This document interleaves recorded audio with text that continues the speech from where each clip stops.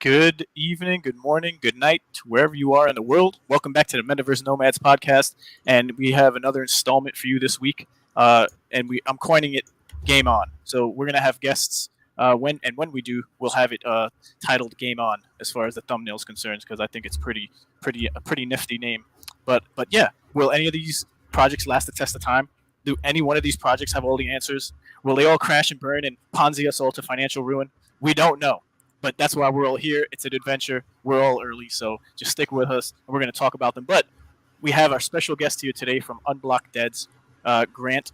He is the executive director for Undead Blocks. If you haven't heard of the game, you'll learn all about it today. And yeah, this is one of those projects that might turn everything we know about this Ponzi economics in projects on its head, where it might not be the case. So highly unlikely. A lot of projects are sound. It's just a lot of time that needs to be taken to work on these projects. But yeah, let's get into some overarching metaverse general news, and I guess I'll hand it over to Fancy, and we'll get into Undead Blocks right after we do some of that. But yep, Grant, great pleasure to have you here, and we'll look forward to Undead Blocks.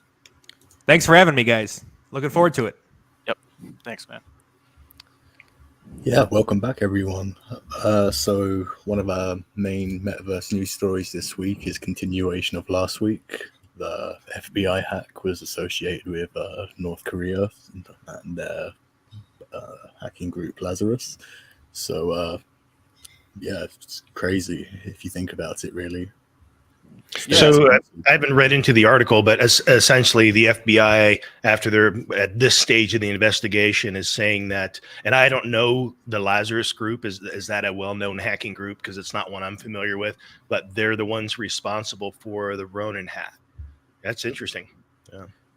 Yeah, this was a major update for the community, and they are a well-known, I guess, a red flagged terrorist group, or however you want to call them, hacker group, because none of this is great, and it's in North Korea. So as far as the funds are concerned, to just skip right to it, highly unlikely we'll ever get it back. As far as for the bridge to be funded again, and people to now take their money off of the Ronin exchange. I mean the Ronin, the Ronin chain. But yeah, there was some updates on the 14th that were had.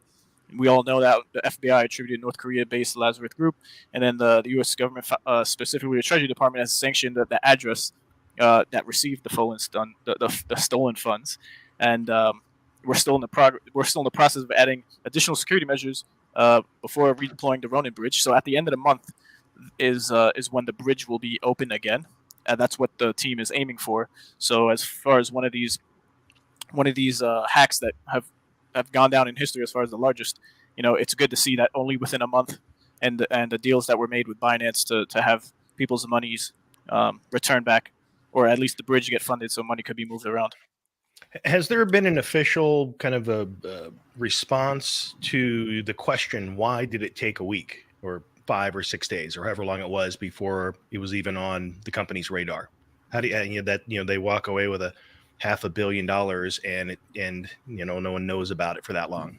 Well, it was only until after the money was stolen, and then another individual tried to take out 5,000 ETH worth of whatever assets he had on Ronin, when the red flag popped up, and then they noticed that the bridge was taken for all its funds.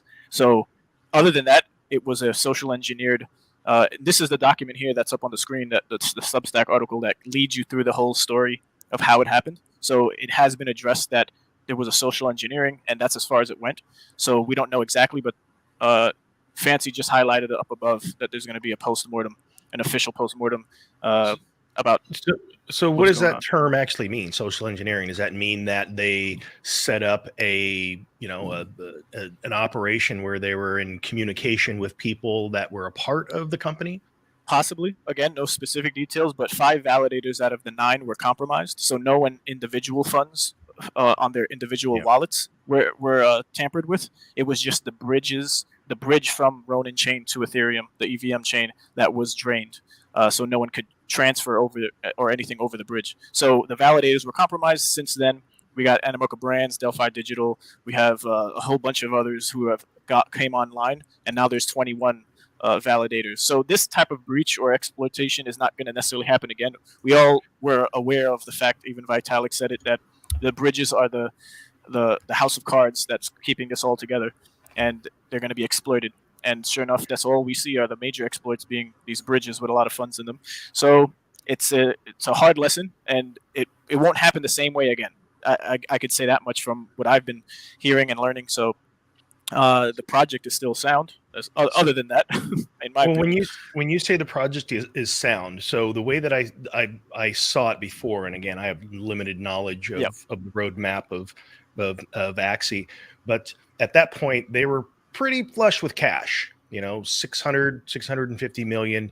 You could do a lot of things with that. Acquisitions, you can do some crazy development, you can do some awesome stuff. It's choose your adventure because you're the one at the helm. Now, have they lost the bulk of their assets? Did they retain anything beyond that? Because I do know that you did mention that Binance stepped up and invested 150 million. But what that does is, while that does keep the project alive, it doesn't seem like it's necessarily up to Axie anymore to say, hey, this is our direction. It's going to be up to the people that fund it to keep it going from this point.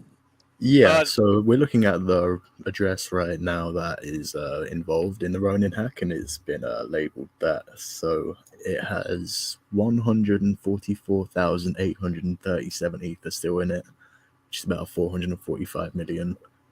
So yeah, it's just going to be left there, or I don't know what they're going to do with it now. But yeah, but that's what. To your point, Jess, or your question is that, and I'm not affiliated with the team at all. I am an investor into many projects, Axie being one of them. But from this point on, even though Binance and other major investors still have a stake in the project, it's the long-term picture that I'm more or less looking at.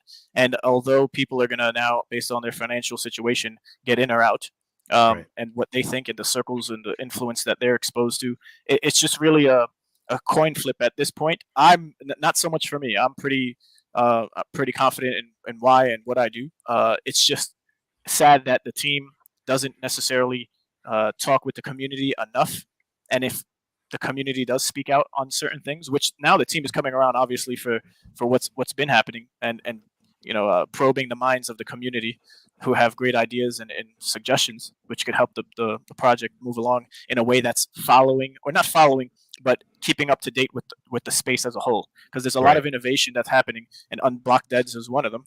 Different genre of game, but nevertheless, I'm sure, Grant, you heard about this Ronin hack. It's been everywhere on media. Do you have any opinions, or are you just so in the trenches that you can't? I mean, we were obviously notified of it. It Undead blocks, by the way, not Unblocked Deads. Well, I'll so pound sorry. that into your. No, it's all good. Believe me. Yeah. No, you had me in the intro. I was like, that's one. And then again, I'm like, oh so boy, sorry. that's too. She can't take too much more of this, Captain. Third time's a charm. I got one more shot. It's all right. But thank you, bro. No, it's all good. Listen, I totally agree. I got to be sensitive because Axie technically is a competitor for us. But what I would say is, it's very important to have that dialogue with your community to inform them of what's happening. And, while this hack obviously was unfortunate for all parties involved, similar to what Whittick has said, it depends, like, if that 650 million that they had was being used as reserves for that development or for an acquisition, more so than if they're actually using that to keep their game sustainable. I guess time will tell how that money was actually to be allocated based on their future moves. Now, given that Binance has come in and step up that 150 million, I guess in theory that would give them more of a say over the structuring of how they're going to make decisions at Axie. But what I really think that money is just a stopgap and a bridge, knowing I think Binance is confident in Axie's model. I mean, from my perspective, Axie has been dominating play to earn, and there is no other competitor on the market right now. And so I think they realize that, and they think that they can cash flow their business. So that's why I think they went in. I mean, they're smart. They're not stupid. They're not just going to be throwing money around for any sort of reason. I do believe that Axie is still firmly entrenched, and especially some of these third world market, emerging market countries, as the play to earn standard. Until someone comes and challenges them, that's going to change. But yeah, it's just unfortunate for all parties involved. I think the dialogue could have been better. But we're all so early. I'm sure they're going to learn from it, and they're going to get better because of it. Yeah, and to your point, I was checking out CryptoSlam, and we have the all-time for NFT collection ranking by sales, and Axie Infinity is clearly just surpassing or just in the front of the line more or less the whole time.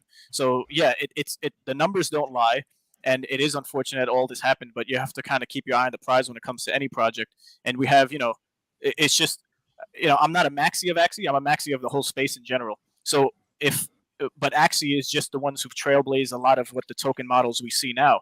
And it's just like you want to keep your eyes on the Amazons, on the YouTubes, on the Apples of the world when it comes to this space, because more or less the big investors are in cahoots, not in a negative way. Oh, completely agree. I think Right. without Axie, I'm not sitting here with you gentlemen today and having a conversation about Undead blocks. I mean, Axie changed the game. And so what a play to earn is the hottest thing right now since sliced bread. You look at every other play to earn game, it's pretty much a Kickstarter with their token sale, their NFT for actually building their game. And so Axie has something playable where people can earn money. Their model works, whether you're grinding too much or not, whatever, that's a whole other story. But the matter of the fact is investors look at their model and they say, this works. They've been paying players. And so they're going to flock to where the blue chips lie. And I think you're going to see that for a lot of these NFT projects. So yeah, it will remain to be seen until there is a competitor that can scale with Axie and challenge them. I think they're still going to be in a pretty good spot.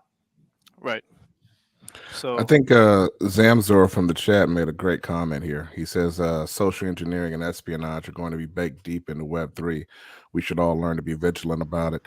I think this is the kind of thing we're going to continue to see as these projects innovate, iterate, and start building up. They're going to become honeypots, right? And so they're going to become valuable enough to the point where hackers are going to want to go after them, where they're going to be having enough of an influence on the world stage to where maybe even governments might be going after them. And so I think bridges will continue to be a target as well, right? Simply because they seem to be that weakest link. There's a lot of new tech in the space. There's a lot of new tech in the space, and a lot of it hasn't been broken enough yet. So this is something to look out for. Your favorite project might have great tokenomics or great gameplay or whatever, but if they're on the back end not strong, they're liable to get hacked. So this is going to be a thing we're going to see for the foreseeable future, I think. Right. Well said. I guess, Fancy, we got another headline for us. Yeah, this was quite a big one this week. Of course. Zuckerberg wants to put a 50% cut on everything that happens in his metaverse. You silly guy, you. Well, they probably looked over at Apple and said, Apple's been getting 30. Why can't we get 50 if we build the infrastructure? Jump 20%. Jump 20. But this comment down here really sums it up. That's why the metaverse has to be decentralized.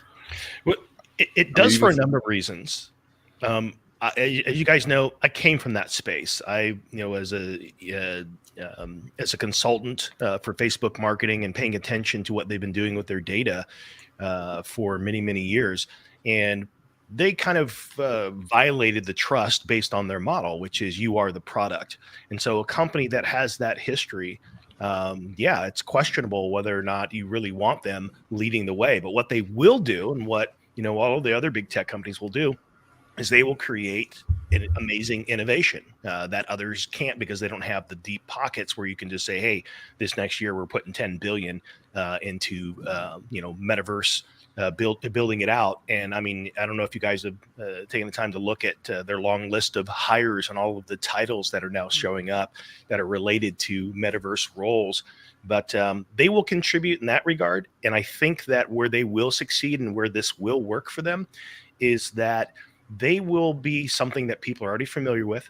So they're not going to have to change a whole lot of behavior to get them to use whatever it is that they create.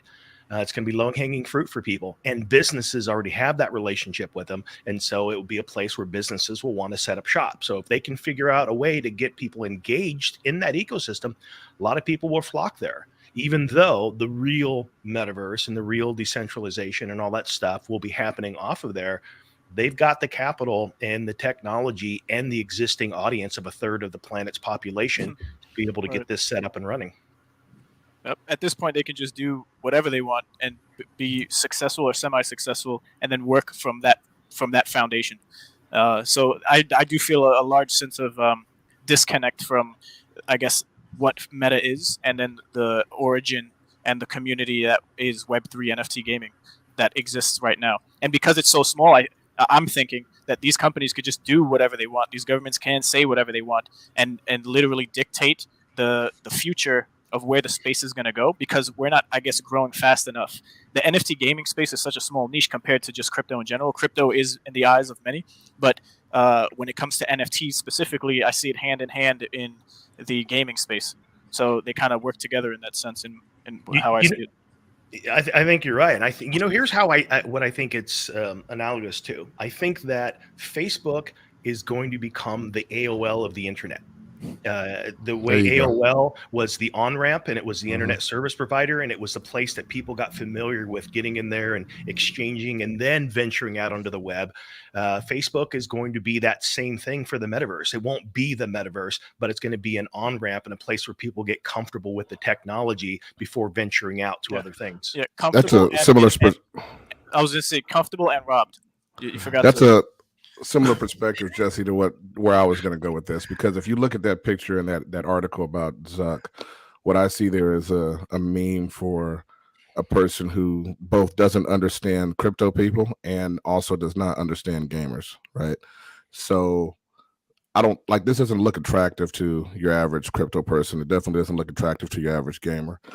I think the key is going to be, like we've talked about before, the first person who makes the crypto aspect of NFT gaming invisible, and the walking through the metaverse as an invisible thing where you don't see the crypto and you don't have a wallet, or you don't even have to understand a wallet, that's going to be a huge success. And if Facebook's the first one to do that, I think it's going to be like you said, Jesse, where people are going to get onboarded by Facebook and then, see the metaverse at large later. Yeah, for sure. Yeah, I agree. They're going to want to give everyone one of their headsets. However cheap they have to do that. If they do, they would have a customer until they need an upgrade or it breaks, for example, and that's valuable. You know where the traders are if they own the headset. Any one of you have a headset? I do. Yeah. Don't lie to me. Oh my god! No.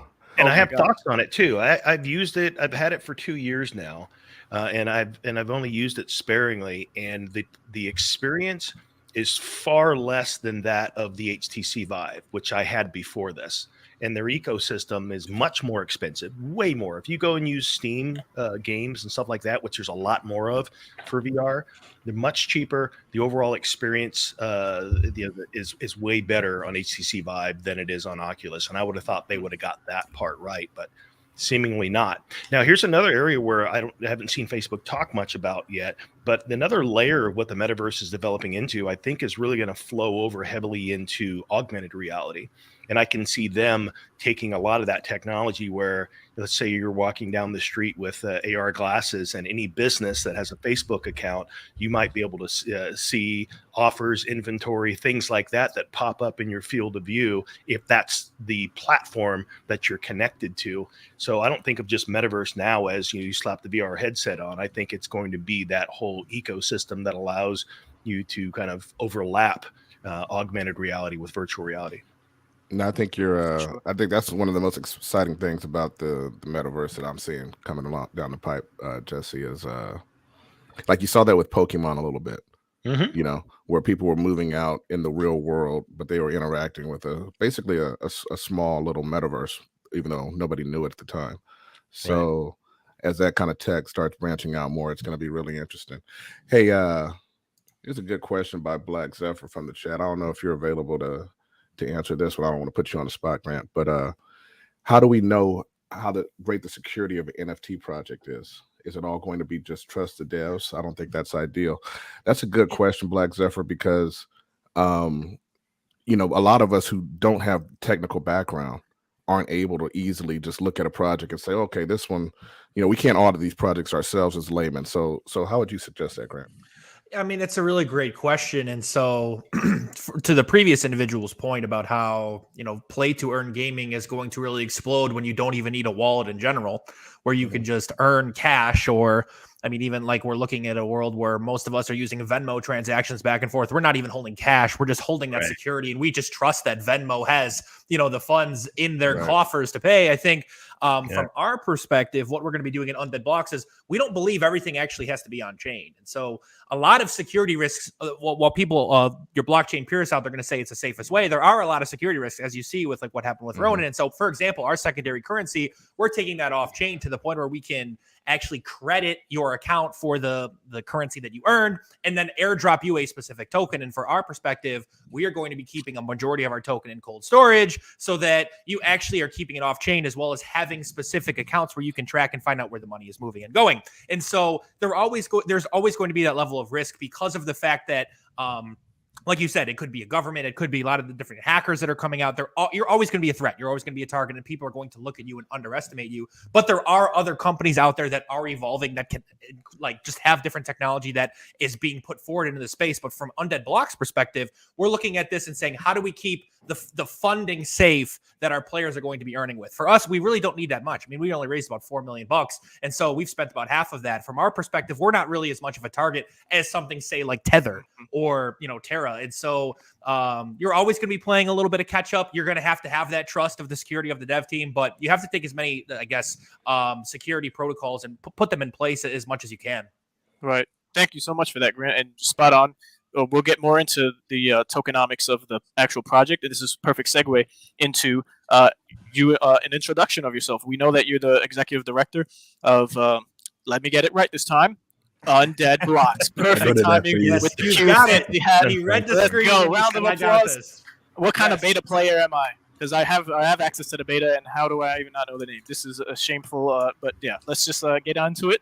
But Grant, tell us about yourself, your background, and maybe about the team, if you can get into it after yourself, and their background, and then also the size of the team. So, yeah, the floor is yours. So my name is Grant Hasley. I'm the executive director, founder of Undead Blocks. So we are going to be the world's first FPS play-to-earn zombie shooter. We look a lot like Call of Duty, crossed with Left 4 Dead, sprinkle a little bit of Resident Evil in there.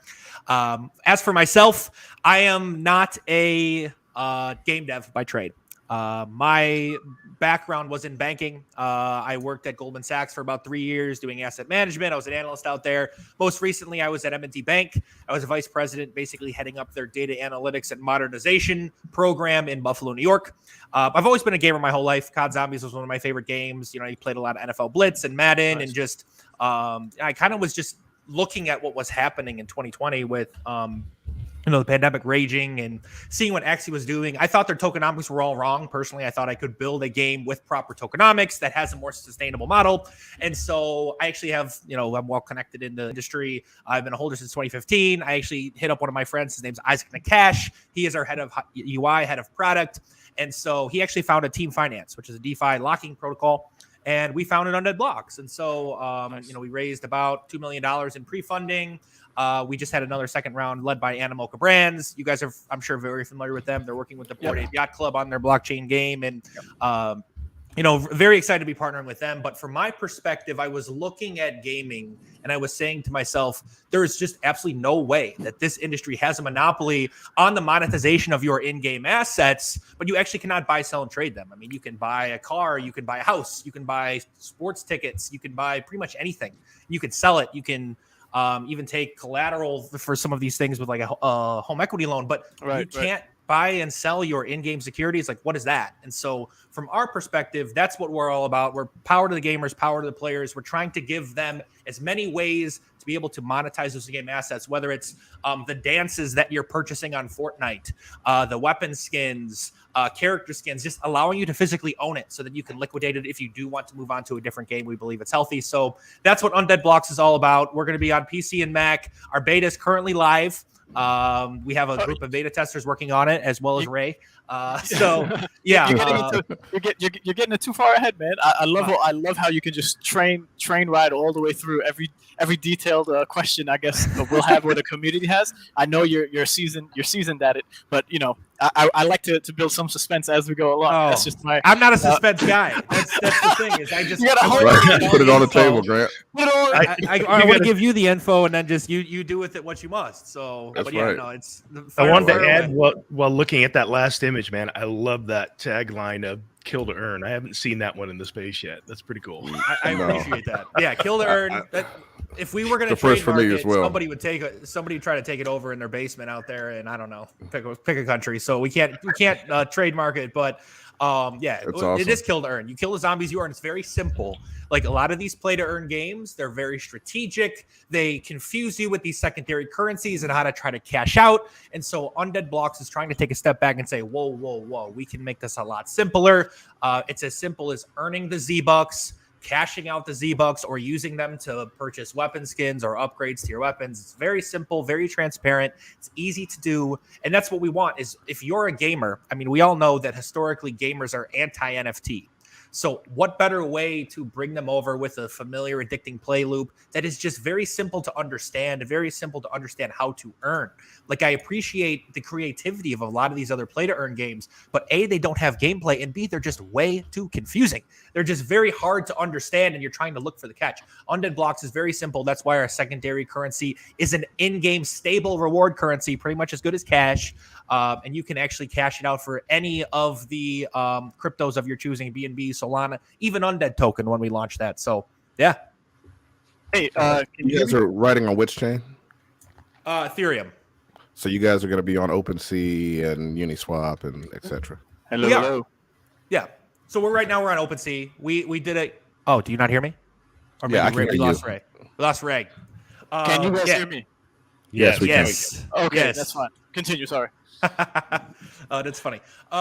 Yes, we're gonna be on Ethereum. Look, we went back and forth. We spoke to pretty much every L1, and we wanted Ethereum because that's where we believe the blue chip projects lie. And yeah, there is a lot of gas. What's that right now? For sure, yeah.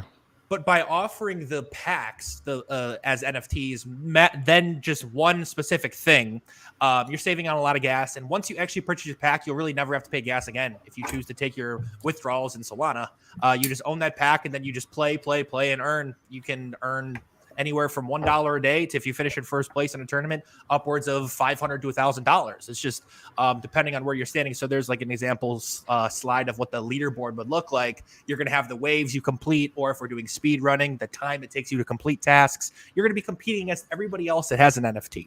So it's very simple on how to earn, and then very simple on how to actually use your earnings to either have additional fun in the game or cash it out if you want to, realize that as income.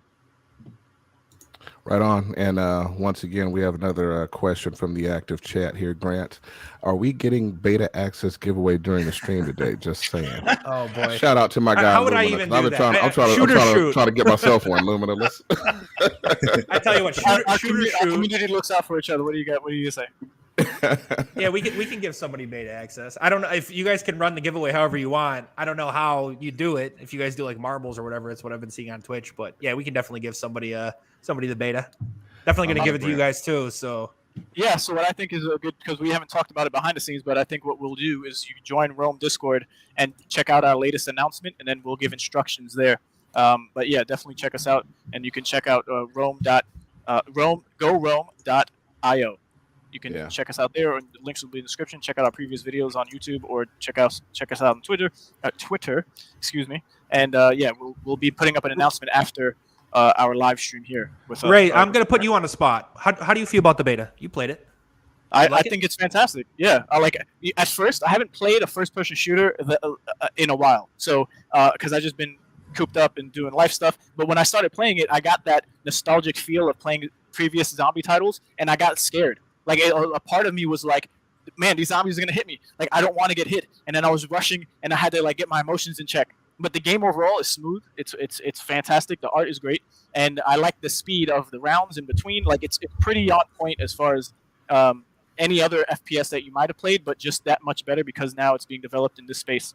So yeah, all that hard work and grinding, you definitely don't feel like it went out the window after you get off and then have to deal with like real life responsibilities. But yeah, I'm excited to have a larger map, different maps, going into more houses where you can set up defense. Like I'm sure you'll get into the details of what's coming, but this is what I was just thinking and entertaining with the basic knowledge of what I been exposed to, or I've exposed myself to the project so far. So yeah, I love it. It's pretty. It keeps you on your toes, and yeah, there's so many things you can do within the game. Did you play Superior by Gala at all? Yeah, I did. Yeah, did you? I tested it out. So compare and contrast, were they both like equally smooth and equally put together, or what do you think? Yeah, pretty much. Yeah, like the gameplay is smooth. It makes sense. It's a straightforward game that you can pull a lot of experience from other games. It's not something other than just the crypto part where which is pretty straightforward as well. The way we're doing it here in Undead Blocks. So yeah, I can't wait to play it again. I was busy these past couple of days since I got the beta. I was able to jump on 3 times, and an hour between each time I got on. But yeah, I could see myself just grinding away, doing the dailies or whatever. If there's going to be those daily quests, weekly quests, monthly quests, if that's even going to be a thing, which one of the questions I have are. And but yeah, can I? I don't know. My mic went out, my headset went out. How large is the project as far as the team size? Yeah, we'll go.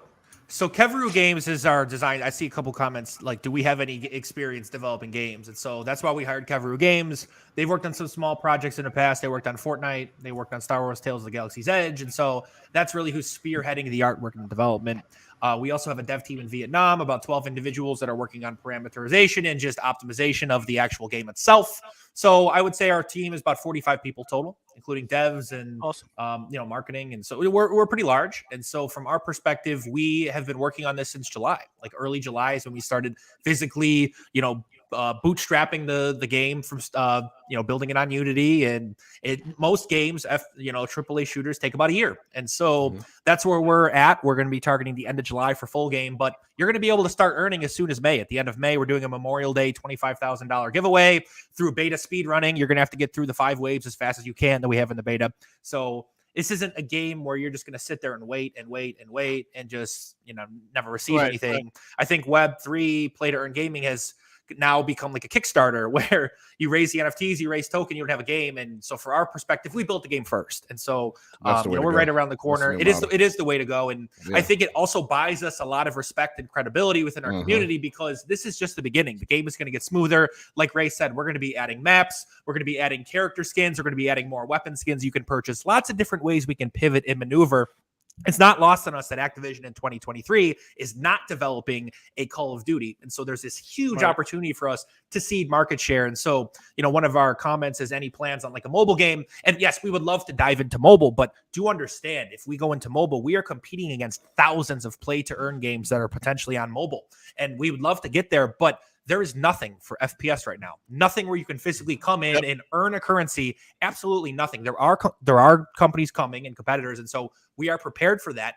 What I think our ceiling is look, we dominate play to earn. We are the FPS game of choice, but I think our floor is we're always going to be the zombies game, the zombies play to earn game where you can come have a great time. Like zombies is international. You don't need to speak a language to enjoy it. Yeah. Very popular in these like Brazil and Spain. They just love it. So yeah, lots of opportunity for us to have some serious staying power here and just continue to scale up as we see fit.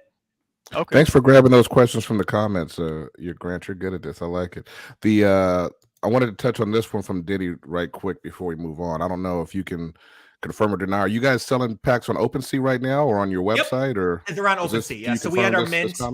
Yep, we had our mint. It was at the end of March, and so we're about a couple weeks out. It's on Undead Blocks Genesis weapons. There's 2,500 weapons out there that you can purchase. If you purchase the weapon, you're gonna have early access to that beta. You're also going to have the ability to play in that 25,000-hour pistol speed run. You obviously get your weapons for the full game. We reserve the right to add more tournaments as we go on, depending on how popular they are. If people think they're a lot of fun, and so yeah, that is the Genesis collection. Now we're going to be adding additional weapons in the future, but what we're also going to be doing is having a free-to-play mode where you will be able to just play around, give it a shot, test it out. Maybe we give away whitelist spots. Maybe we find other NFT projects to partner with, other GameFi projects to just run these giveaways. And so that's where you're going to see a lot of people that are pouring into Undead Blocks, downloading this game when it goes fully live and saying, wow, this is pretty cool. Let me get in here. Let me try a piece of the action. I don't believe in just having to pay to get in. Now we have to obviously pay some portion of it to help fund the payouts themselves. There is no such thing as a free lunch. But we definitely want to get as many people's eyes on Undead Blocks as we can. But right now we're starting with that Genesis collection. There's about 2,500 weapons on there, 4 different tiers, just based on how much weaponry you want to have in the beginning of the game. There's those zombie killer packs. Those are our elite pack. You get pretty much every perk. Are these all limited in amount? of the Yep. NFTs? Okay. Yeah, they are. And they're on your website or on OpenSea right now? They're on OpenSea, yes. Okay. It's just And the if Undead you Blocks create- Genesis weapons. If you create any more weapons in the future, will these be considered like Genesis? Those are the Genesis collection, yes. Any additional weapons in the future are going to be branded as just Undead Blocks weapon loadout. And so the Genesis weapons, they're going to have the Genesis branding. They're also going to have those skins. You're not going to see that on the future weapons. So I think it's going to provide a lot of value and utility for our Genesis weapon holders. If you have a Genesis pack, for example, and you complete the beta, we're going to give you some Z-Bucks right away to get started on day one so you can have an edge. But yeah, lots of different reasons to consider one. Really, it's because we have a game out. Our game is right around the corner. July is coming. We have been on that date since last July, and we're not pivoting from it. I think it's gross when you see a lot of these companies push it back quarter after quarter after quarter. I know how the game's played. I talk to these people every day. They keep pushing their game back a quarter to collect another token tranche, token tranche. It's very frustrating while they're actually not even developing the game behind the scenes. So I try to consider myself one of the more transparent founders in the space. I'm always active in my Discord. Those people mean everything to me. And so we're just going to keep building. We're going to keep grinding to the top. And I really am excited about Undead Blocks just because we are FPS. There's nothing out this on the market right now that looks and feels as clean as what we have. And we're excited to bring it to you guys. So a question here from Raw Mega. He's asking here is, are you earning by ranking on the leaderboard? And also I wanted to add on to that. Will there be such things as like NFT drops in any way, or what is the model for earning? And then can you also get things from within gameplay? So that's a good question. So there's lots of different ways you can earn. The first most obvious way to earn is through these daily leaderboards. So every day you're going to have to come in and complete a set of challenges. Let's say you come in and you have to complete 5 waves of zombies to get money. But what we're going to be able to do is you're going to be able to scale up and say, this is a game for competitive people. So those individuals that last longer, they will be rewarded with a higher percentage of that daily allotment of the leaderboard. So let's just use some numbers. We've been telling our community we're targeting an average of $25,000 a day. We're going to give away. That's $9 million in the first year. So of that 25,000 just for the daily leaderboards, let's say if you've killed the most amount of waves by yourself and you finished in first place a day, you'd get like $1,000. If you finished in last, if you just physically did the bare minimum, you logged on, you had to go, you can earn $1. And so it will be scaled in between there exponentially. So, those at the top will receive a large benefit, but those in the middle are still going to receive anywhere from $8, $9, $10 for that day. When you compare our actual numbers in our model right now to Axie, we're anticipating the lower end of players to earn that $3 to $4 a day to be on par with them, but they're not going to have to grind as much. And they're also going to be playing something that's a lot more fun. And so that is one way to earn. You will also be able to earn through daily, weekly, and monthly challenges, whether it's headshots or kills, or for example, kills with a grenade, kills with a knife. We're going to put these challenges out there. So if you aren't a competitive player, you want to play more casually, but still want to earn good money, you will be able to do so through those challenges. That's a second way to earn. And the third way to earn is going to be through, like you said, the potential NFT drops, where we will have competitions where you could be eligible to win an NFT. Like, let's say we opened up a huge free-to-play tournament. There's 50,000 people playing, and the top 10 get a weapon NFT that's valued $1,000. If you're sitting there in the Philippines or Vietnam, you're going to want to enter that tournament, because if you win that NFT, that might be more money than you made the entire month. Especially for some of those scholars, what we're seeing now is these guilds are starting to move into Undead Blocks and saying, okay, like our scholars are very interested in this. And so we do have lots of room to scale up. But those are really the 3 main ways you're going to earn. As for that's for the gold Z-Bucks, which are valued at 10 cents a coin. That's an off-chain, in-game stable reward. There is a second currency you can earn, which is standard Z-Bucks. It's just traditional Z-Bucks. You call them green Z-Bucks, whatever you want. Those you earn for each specific match you play. And those will be used to upgrade your weapons, to pack-a-punch them. They will also be used to add additional weapons. We have another 20 weapons that we aren't showing you guys on that screen. The F1, the shotgun, the MP5, the AK. Those are our Genesis collection. We have 20 more that we've developed that we haven't even released. And to get those and to add those to your pack, you're going to have to earn those standard Z-Bucks. That's by grinding. So we're removing the pay to win because you physically can't purchase them. You are going to have to add them through gameplay and through actually playing the game and having a good time. That's awesome. Yeah, I think we should move on to this gameplay video that we can have in the background. We weren't able to hear you there, Ray. I know you're trying to. Oh, say something. yeah, sorry about that. Am I clear? Yes. Yeah, you're back. Okay, some many technical difficulties, but that was great explanation. That was one of the questions. When tokens, right? So when are the tokens? What are the tokens? And why are the tokens? So if I know there's 3 separate ones: Z-Bucks, gold, and then gold Z-Bucks, and then there's the Undead token. So just, I guess if you can briefly again, I know you covered Z-Bucks and gold Z-Bucks, but where do these tokens hold their place in your metaverse? I'll call it. Sure. I know. Look, there's a lot of information. I want to get as much as it out to your viewers as possible. Sure. So if you ever want me to repeat anything, let me know. The Undead token is the governance token, and so that is what people will have if they want to vote on where we want to take the story. We're building a full storyline in here. There will be Easter eggs. They will be able to vote on future maps. They will be able to vote on when to add weapons. They will also be able to vote on when we issue dividends to our token holders if we are profitable, which we are anticipating with the amount of revenue we can generate from the weapon skins, from the character skins, from the dancing skins, like even in Fortnite. So lots of different reasons to own the token. One of the big ones is this is something that no other project is doing. And when we have our staking pools for Undead token, you're going to be able to earn APY, but we're also going to offer weapon packs too. And so it is going to be a sizable amount of Undead you have to stake, but you will get a weapon up front. And the reason why we're doing this is because we don't want you guys to just sit around for a 6, 9, 12-month pool on a token lock and not be able to do anything. And then you're just going to be looking at the price. Well, we'll give you a weapon. We'll take the edge off. You can go play. We'll show you why this game is going to be epic. So we are going to be offering whole new weapons for our staking pools, and that's going to go live at the beginning of May. That's when we're targeting the token launch. And so you'll be able to stake Undead token, earn APY, but also get a brand new weapon pack that we haven't released to the public.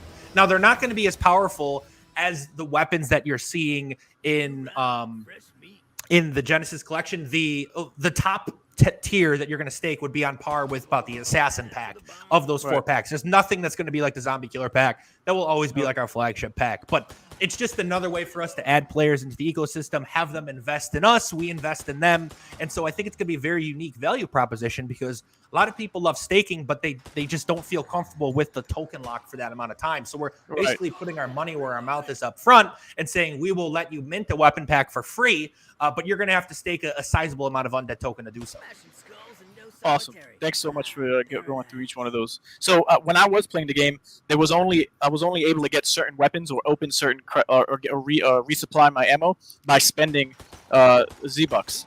So that's XP. That's just in the game. The Z-Bucks is the in-game reward token, but this is just like what you're watching. It's XP. So the guy just got that kill there. Now he can go to the weapon crate. He can get a different weapon. He's going to pick up a shotgun. So yeah, it's different. It's just the XP that if you've ever watched COD Zombies, if you guys in the audience, take a look at COD Zombies. Our game is very similar in format. Just the artwork looks a lot more like Left 4 Dead. So yeah. Awesome. So another question I had was this might be something that I heard talked about, the renting of weapons. So we see in the space a lot of breed to rent out models, and then just renting in general, scholarships, some different names here and there. But what are the chances, and if so, you're able to earn by lending extra weapons that you might have won or bought? Maybe you have more than one pack. How is that possible? And well, what is that I love the renting, and so the reason why we love it so much is because we're offering it for free. Like yes, guilds are important. They have the players, but if you have a weapon pack in the audience, you could just lend it out to whoever you want. You can seek out that feedback. You could also just list it for free on the Undead Blocks marketplace. It's completely gasless. The reason why is the NFT actually will not be changing hands. You will enter into a contract that will send you an activation code. Your weapon will then become inactive in our game, and that individual that receives the activation code can put it in, and then they will have access to your weapon loadout for a day, 3 days, a week, a month, whatever terms and conditions you set, and then you'll be able to earn a split of what they earn. I mean, in Axie, what is it, like 70-30? That's about what we're going to be targeting, but you can set those splits as you choose. Right. And so it is free to rent, and it's gasless to rent. So that is it's a key differentiator for us because of the fact that we're taking Z-Bucks off chain. We can also offer you the gasless experience of earning those Z-Bucks. And so we're really removing gas from the equation besides purchasing the NFT, and then if you wanted to take your Z-Bucks and withdraw on Ethereum, we'd have to send it to you, but we'd pay the gas fee, so we take that out from your earnings. But yeah, it's very simple model. We're trying to reduce the gas, and we're trying to just keep as much money in the pockets of our players as we can. That's really what we're all about. You kind of piqued my interest there. So, you know, as a person who has some scholars that I care about, I don't want to get you too deep into it as far as details, but you're basically saying that as a company, you guys support the idea of people possibly buying packs and renting them out to scholarships and whatnot. Correct. Like we have a guild on a Gen Zero guild, and we're currently having discussions with other guilds, some of the larger ones that I'm sure you guys know who they are. They're very interested in this, and they're very intrigued. And we didn't want Undead blocks to become just dominated by guilds to start, and so that's why we did the mint for those NFT collectors, gaming enthusiasts, and now we're ready to scale up our operations.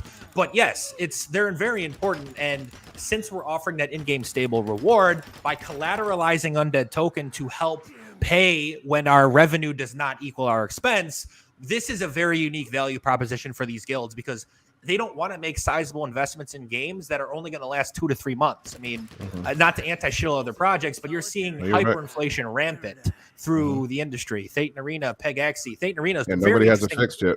Yeah, they don't have it fixed, and so we've cracked that code. What we're doing is we have a very profitable model of skins, character skins. You look at how much Fortnite's bringing in; they're bringing in billions of dollars from this stuff. But now, what if I told you can have the same experience, but you actually own those assets and you can sell them on OpenSea? We're basically moving away from that hyperinflationary model to allowing our players to value that equity in their assets. Because when you're burning those Z-Bucks for other weapons, like let's say, for example, we have Sniper Night, and you need a sniper to play, and we will give away 50 grand.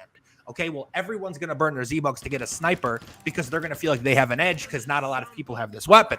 And so we can continue doing this. We're basically passing the hyperinflationary buck off of the ability to upgrade your weapons while offering consistent payouts on those daily leaderboards through those weekly challenges. We know how much we need to save from a treasury management perspective in our coffers so that our players continue to get paid out.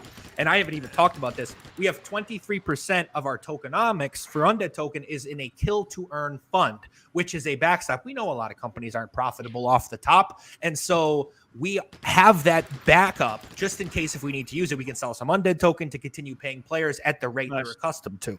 So a lot of different ways for us to be the most sustainable play to earn game of our time. We haven't even talked about the ad revenue that we're going to be generating for some of our maps, as well as the weapon skins. This stuff is very popular. FPS is everywhere. 100 million daily active FPS players. Like I told Ray, doesn't take a lot of that percentage to just make the switch over to Undead blocks for us to really scale this thing up. We just have to make it simple for them and easy for them and encourage them to come over and just join the fight with us. Right. I beautifully said, man. And it just, you kind of answered one of my next questions was the value extractors are coming. How do the tokenomics prevent exploitation? So it seems like after what you were saying, if there's anything else you'd want to add into that, go ahead. But, I'll add. Yeah, the system is rife with people who are value extractors can only extract as much value as we're willing to give them, fellas. Exactly. We're not reinventing the wheel with this setup. I think you're looking at other companies. They don't sell you goods and services that you know that you won't pay for. For example, if you look at something like Pokemon or even just sports cards in general, they offer you that ability to get that really expensive card that you can sell. And why do you think people have NFTs? They want to pull that one of one. They want to pull that gold, whatever, called a moonbird. I know that's the trend of the weekend. And so for our perspective, by offering the same amount of that gold Z-Bucks, whether it's every day, week, or month, and physically saying this is how much money is up for grabs. Oh, and by the way, we have it completely collateralized, so there is no issue about liquidity. That is going to be very refreshing because then it's just game on. Then it's just the best gamers are going to rise to the top. And so it is going to be the most sustainable play to earn game because we have no hyperinflationary mechanism within the actual payouts. So many people, if you look at the analytics from Twitter, when you parse the data of the tweets, they're saying, we don't care what we play, just please pay us. Like the fact that SLP was at 40 cents and it went to 2 cents really fucked up a lot of people. It did. It did. It's a mental game for them. And so by having a 10-cent in-game stable reward, that is officially taken out of the equation. You're not going to need to look at CoinMarketCap and say, well, how is my secondary currency doing? Well, I got to cash it out all right now. And then you see the market just get dumped. It's not going to happen because it physically won't be on CoinMarketCap. But we will have that money there. You'll be able to physically see it in the fund and say, this is how much we're going to be distributing. Like we might do specials for the weekends, or we might do a quarterly huge tournament and give away a lot of money. So for our perspective, that is the route we're taking. I truly believe in-game stable reward currencies will be the norm, not the exception going forward. Right. Totally. I think you're right on that. I think a lot of the top projects that are launching right now, that's the kind of the thought process behind it. So I like to hear you going that way as well. Shout out to Didi again from the chat. He had a question for you, Grant. Show them the reload perk. They will be surprised. I would if we were playing live. I would if this wasn't leaked footage. Yeah. Hey, so I was going to say, well, you can always join the Discord, the official Discord server of Undead Blocks, and there's people who stream there. Sir Chicken is one that I've seen a lot. So yeah, you could always check out. That people guy's a maniac. He's a he's professional. Just knifing everything for like hundreds of rounds. It seems. But yeah, definitely check out if you want to see any particular things. But yeah, that's a great place to go. The 4 perks are reload root beer. Just you can reload your weapon faster.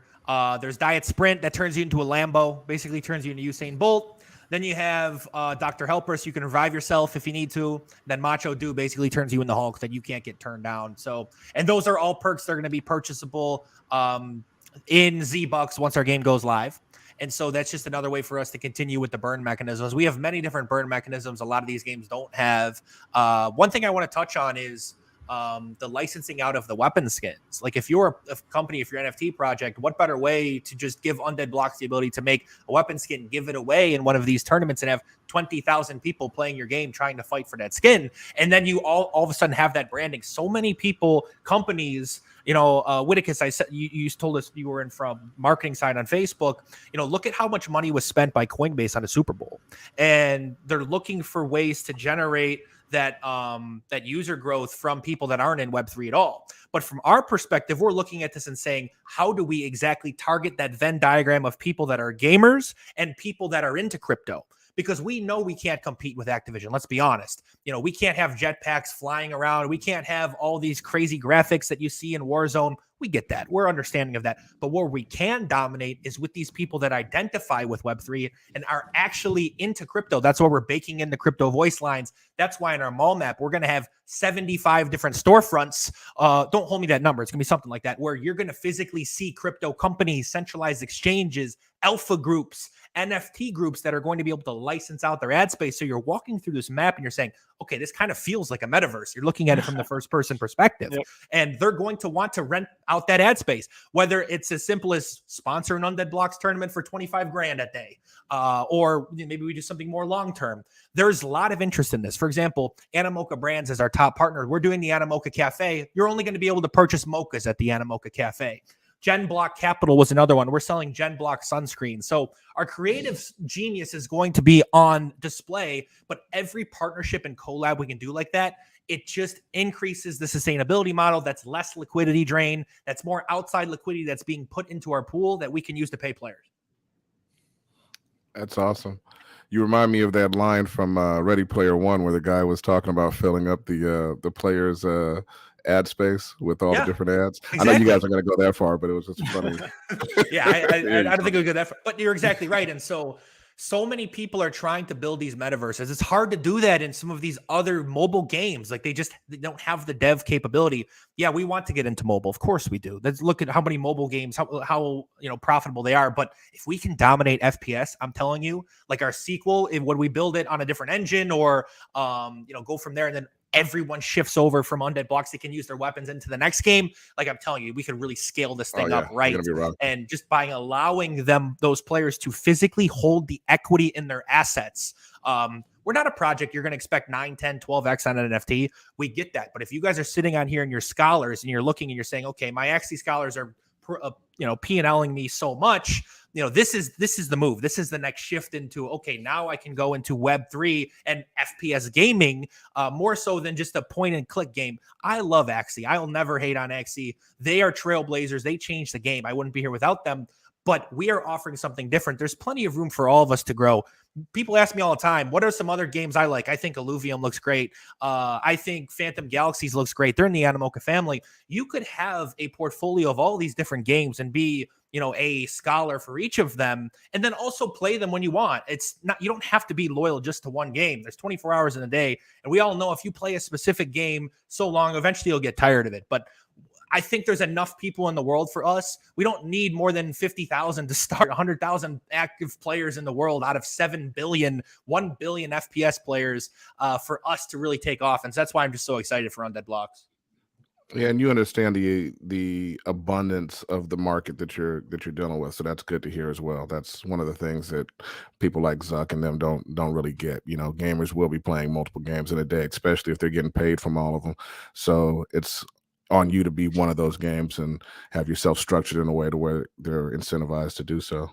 His quote about this is a market rate. It might not have been him. I think it might have been someone under him. It said, this is competitive with what the market is yielding. And I'm like, what market are you looking at? Are you looking at OpenSea where they take a 2.5% creator fee? Or are you looking at Apple? And so what they're doing is they're looking at Apple. Of course, we know this. And Apple has shareholders. Apple has a board of directors. Apple has executives. Apple is paying devs $250,000, $300,000 a year. They have to charge exorbitant amount of fees to recoup their investment for these adventures they're going on. If you look at their 10K, and see how much they physically spent in, their metaverse gaming, it's astronomical. And so these other companies like myself and Undead Blocks and these other games, we can be very nimble. We can listen to our community. We can do things cheaply, and not cheaply as in like not deliver a good product, but we don't have a lot of those legacy expenses. We don't offer a 401k. We don't offer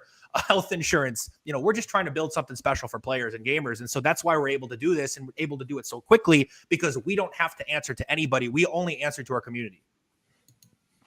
That's I like great, it, man. Grant. If anyone has any other questions, I have one. So I want to take a step back into the actual game, and and we're talking about weapons here. But how does weapon fairness work? And we talked about it before we got on, and you might have mentioned it before, but just for those who don't know, as well as for ourselves, the fairness of weapons. So if you bought any particular pack, what's required to have those weapons to upgrade or up to be comparable to a higher pack? It's a really good question. And what we can't do is we can't sell weapons. People buy the weapons and then we nerf that weapon and everybody says, hold on, like I bought that weapon expecting this performance and now you nerfed it. So That's why we're not releasing anything right now in terms of, specific hit points for some of these weapons, because we have about 20 weapons that we're going to have in this game. Mm-hmm. We have given people an idea. We'll tell people the F1 is, more powerful than the AK. It is. The AK is more powerful than the MP5. It is. But we can't lock ourselves into physical numbers because we have so many other weapons to parameterize and actually make sure that they're working as intended. So I can tell you that it is going to be better for each, but I can't give you like the hit point difference, per example. Sure. And so we're just letting the market decide that for now. That's why when we minted, we didn't have a cap on the amount of weapons. Like we have 2,500. We didn't do 625 a piece.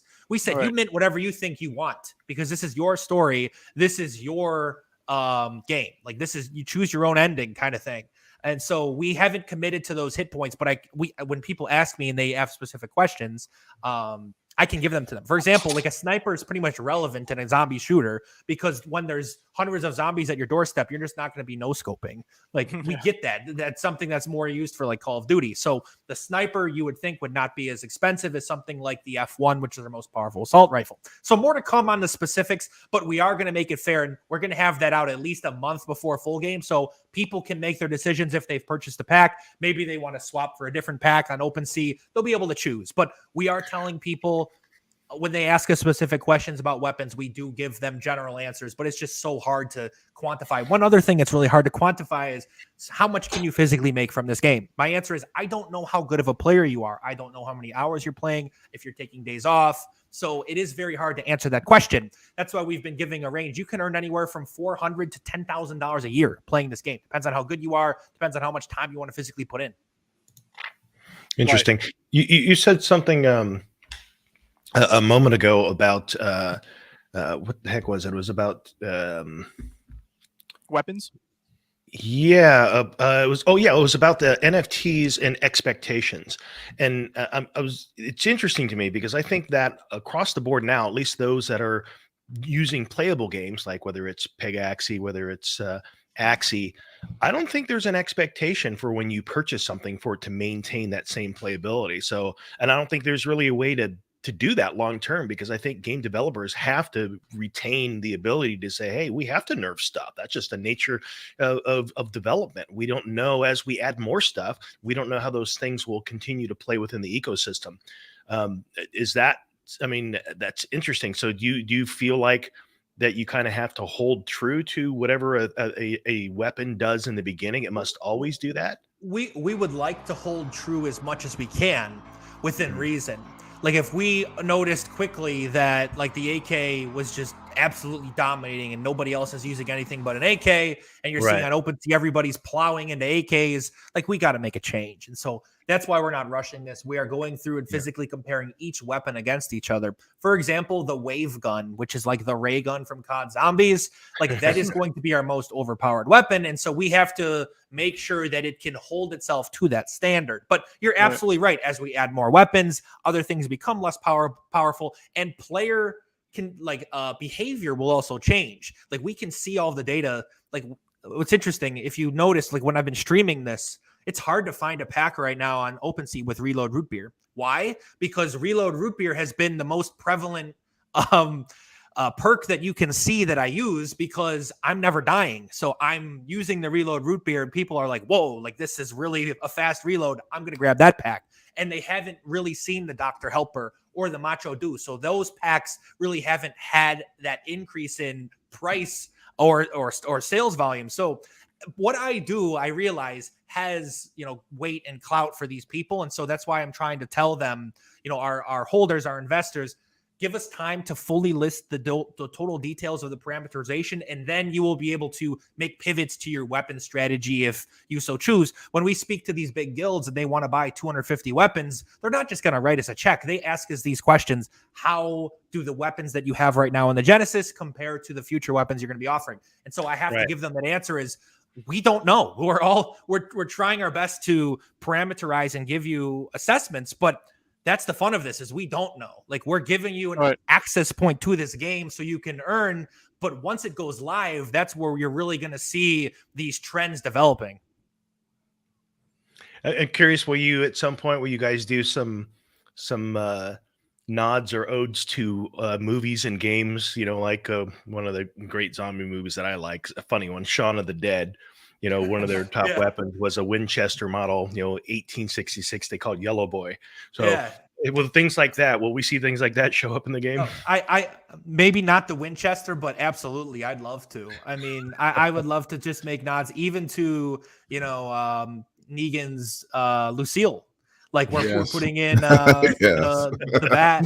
We have the bat weapon, and so we've got the needles, and we're definitely going to be making references to pop culture in these other movies and games that came before us. Like we have a couple SpongeBob voice lines in, actually, because people just think SpongeBob's funny as fuck. So we just put him in there.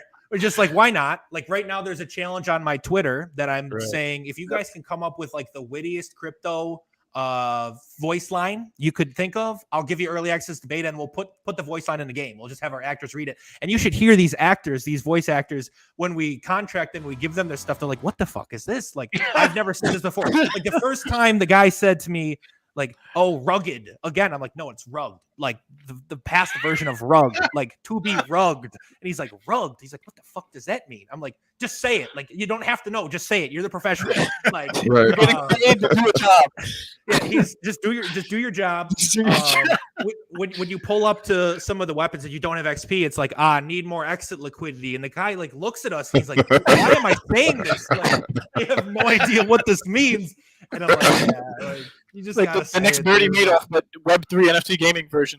Yeah, he's like, no, it's not that. It's just a game. Just Bulls, Bears, Battlestar Galactica. We got a little Office reference in there, and just like, I mean, our creative genius is everywhere on this shit. Awesome. And we just want to make it fun, because I'll be completely honest. Games that are fun people don't even care how much they're earning. People have been gaming for fun for years. Like if we can get that crowd that is just playing it for the love of the game and they want to support a crypto project and they're like, wow, I identify with this game. I don't care how much I make. I just want to hold some weapons and play and shoot the shit and with my friends. And on a weekend, we're all in the chat and squads mode and some of the clips go viral with the voice lines. That's what we want.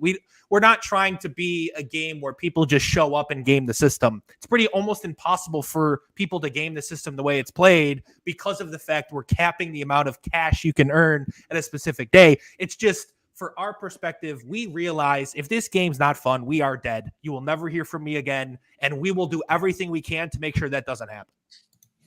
It's great to hear, man. But I guess the ultimate question of the day is, what inspired the name Undead Blocks? Why Undead Blocks? Why Unblock Deads? Why Unblock Dead? Why is this happening? I'm sorry, guys. No, you got it right that time. All right, cool. Well, this really started as a GameFi project, and so it was unfortunate we picked our name Undead Blocks. Like we saw Undead Apes was around the same time. We're like, oh shit, like we're just getting stuck with all the other undeads. But we really liked it because of the blocks, because of the blockchain aspect of it, of the fact that we are going to be like a GameFi project. And when we release our sequel and it's called Undead Blocks Block Ops, like you didn't hear that from me, but I'm sure that wouldn't go over well with Activision. But we're a GameFi project, and what we've turned into is a vendetta against the traditional gaming model. I actually call it the gaming brothel in our Discord, where you pay, and you get fucked. And raise the statistics guy, I'll give you one. $72 billion was earned in games from just the in-game purchases in 2020. How much of that equity was realized by the purchasers of those games? It wasn't every DLC pack you have to buy, every skin you buy on Fortnite, or every CSGO skin you want to purchase. Really hard to liquidate them unless if you go through something like a black market. You have to sell your private information, and those days are over. So that's really what inspired Undead Blocks, was that blockchain technology, just having the ability to have undead as a token.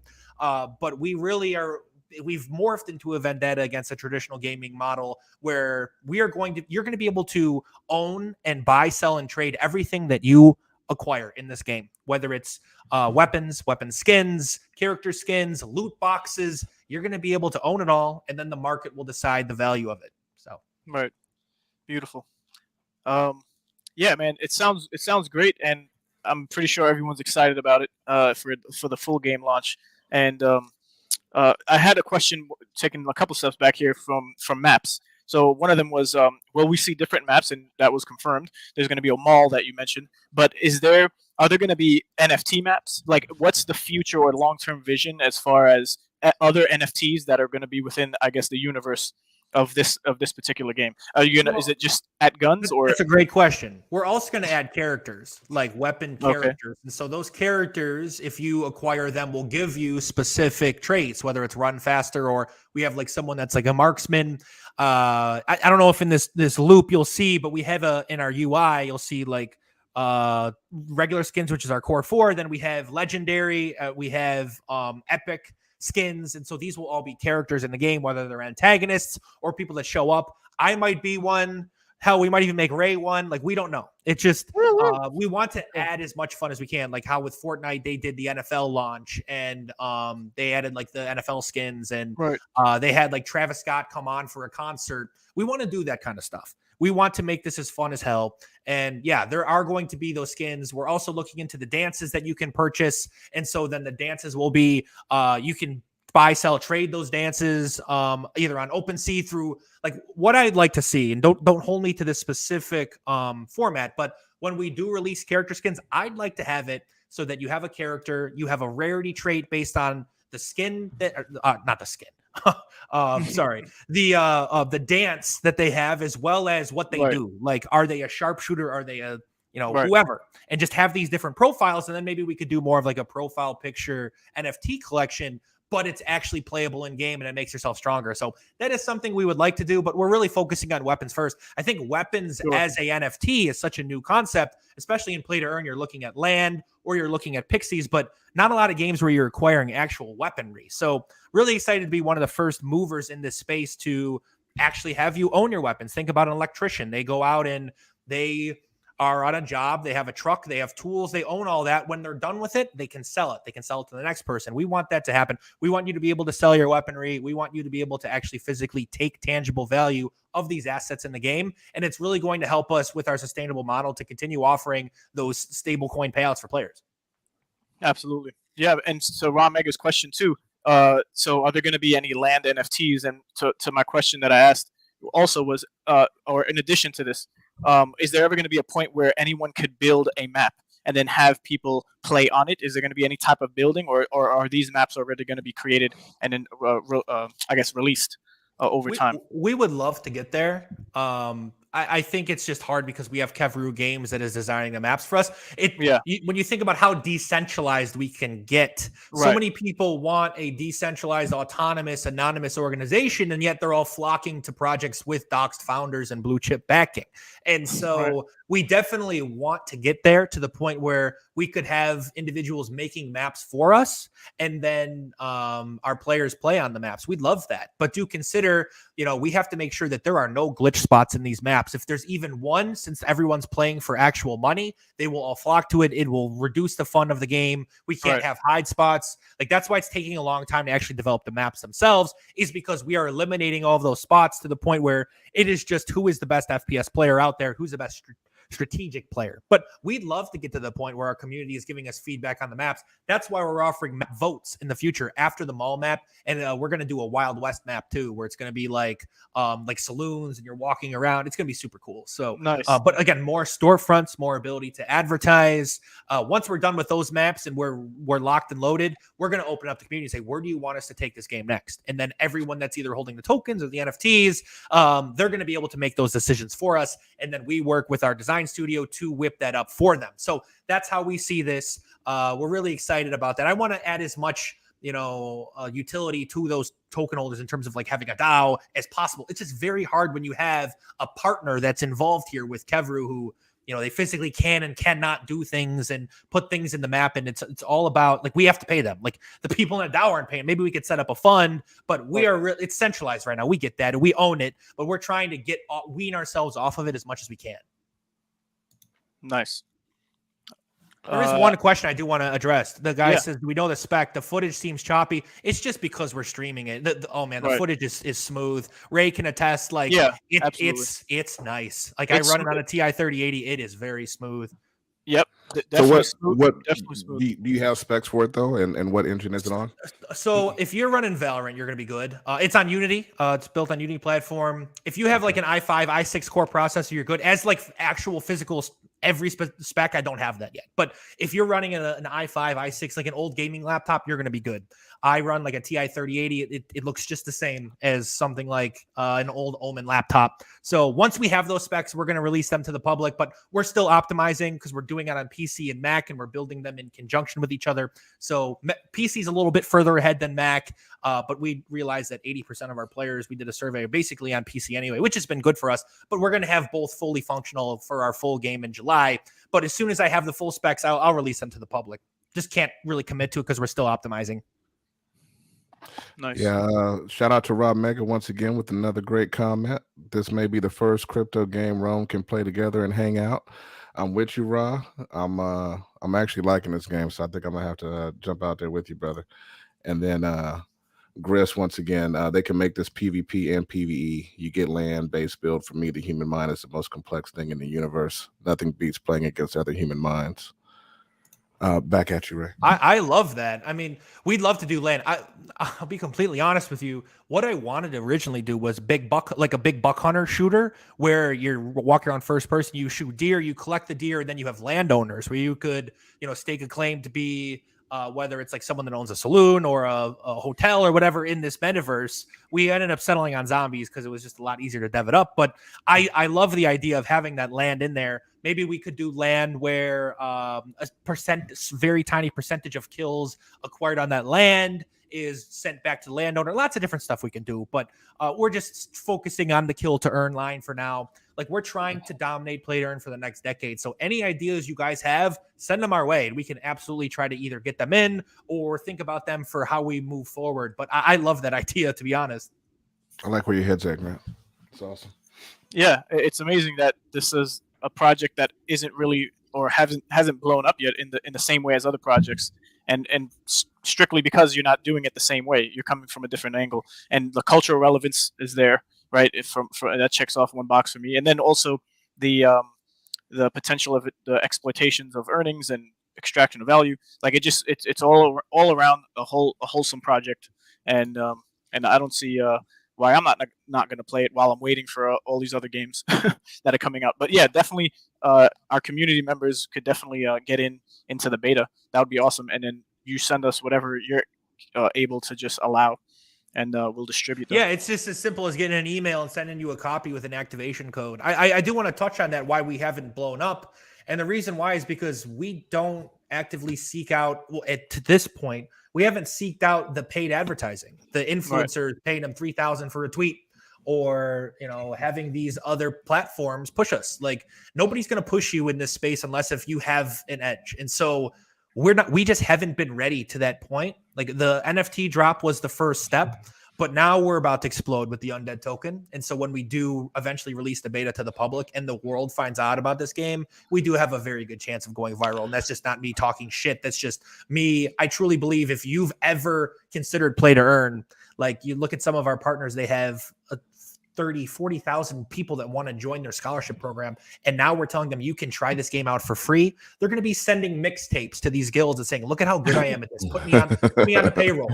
I swear it's like the athlete mixtapes. Like, you're going to see it on YouTube. Like, you're going to look at the performance in some of our free modes, and they're going to want to get to the big leagues. Like, there's going to be a lot of hype for it, but we're doing things the right way, at least what we believe is the right way. We do not want to we want to forge relationships with people and partners that are going to invest in us as well as we invest in them. We chose our partners very wisely, Animoca obviously being our largest, and we love working with them, but everyone's going to hear about Undead blocks really soon. It's just part of the plan. We didn't want to overextend ourselves. We come at this as we want to be sustainable growth, continuing to grow instead of just having this huge spike and then falling off for the rest of the time. We're just absolutely.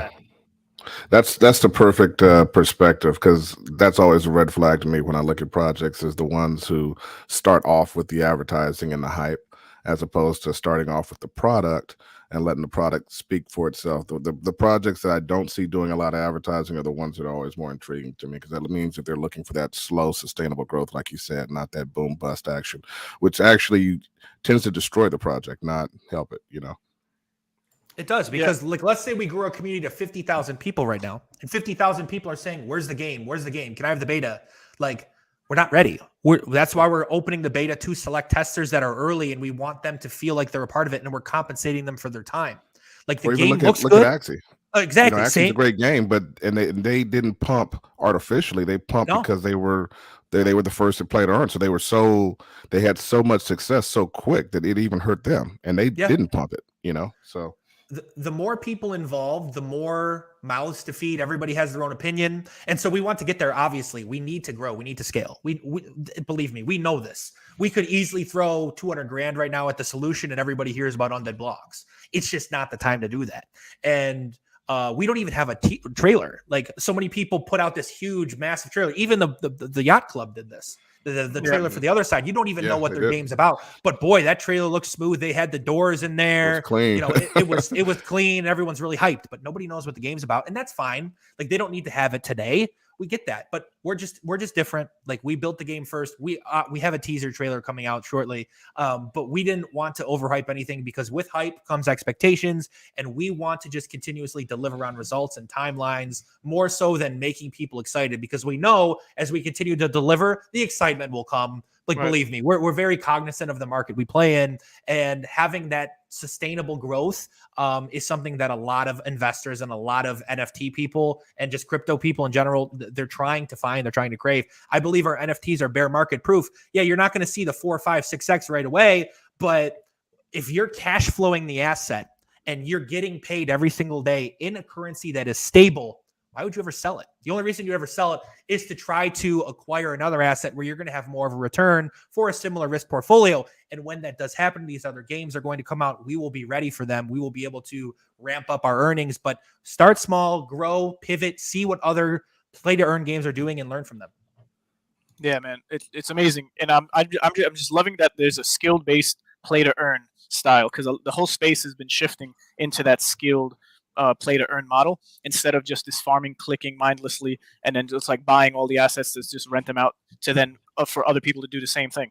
And there are leaderboards and incentives for these leaderboards, but it wasn't the main focus because everyone's attention was on mass acquiring of assets to just rent out for the APRs or the APYs. And it's just nice to see that there's a project that you can't really treat as every other project that's learning off of their own mistakes in the long run, even though it's only been like a handful of years, not even. And it's just anyone that says they're an expert is lying.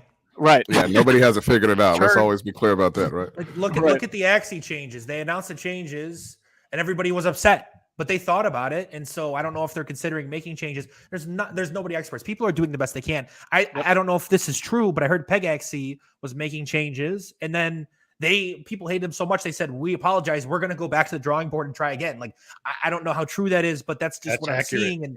And so the leaders in the space are all learning together. Like, I mean, hell, I remember the days when people looked at the Apple, the Square iPod and thought that was the future, and that's where they could stop. You know, those things are now relics. Like, everyone is learning and continuously improving. If you have organizations that realize this and know when to pivot, when to move off of good ideas, and when to basically go all in on good ideas, I think that's how you're going to find winners. And that's why so many people ask us, why not mobile right now? I'll tell you why. It's because there are thousands of competitors in mobile. We have about a handful, maybe even a dozen that are coming down the line for FPS. And so if we can become a giant and a huge monolith in the FPS space, then we can start branching out from there. But if we make this game good, fellas, I swear to you, all of these players that are spending 8, 9, 10, 11, 12 hours a day on COD, on Val, on Overwatch, Halo, and they're not earning a fucking dime, they're going to say, holy shit, like, this game is for me. I finally found a play to earn game that identifies with what I do every single day for free. And that's who we want. Yeah, it's amazing. There's a meta ops on Fractal for Solana, right? So we're jumping networks here, but just to talk about not competition, but FPSs that have been or are in development. So Gala Games ecosystem, they had one that was shut down by a vote that was for node owners, and I don't know what the deal is now, if it's continuing to be built out, but it was shut down as one of the games in the ecosystem there. And then on Solana, you have the like meta ops where it's more of like a Halo-esque type of first-person shooter. And then there's also one that came up recently that I heard that it's like more of a betting type of first-person shooter where you put in $1 and then you're gonna win the pool. So every person you kill is $1 you earn, but you have to put up some money in order to play the round. So it's pretty interesting how there's a lot of even within the same genre or the little distinctions between the genres of FPS.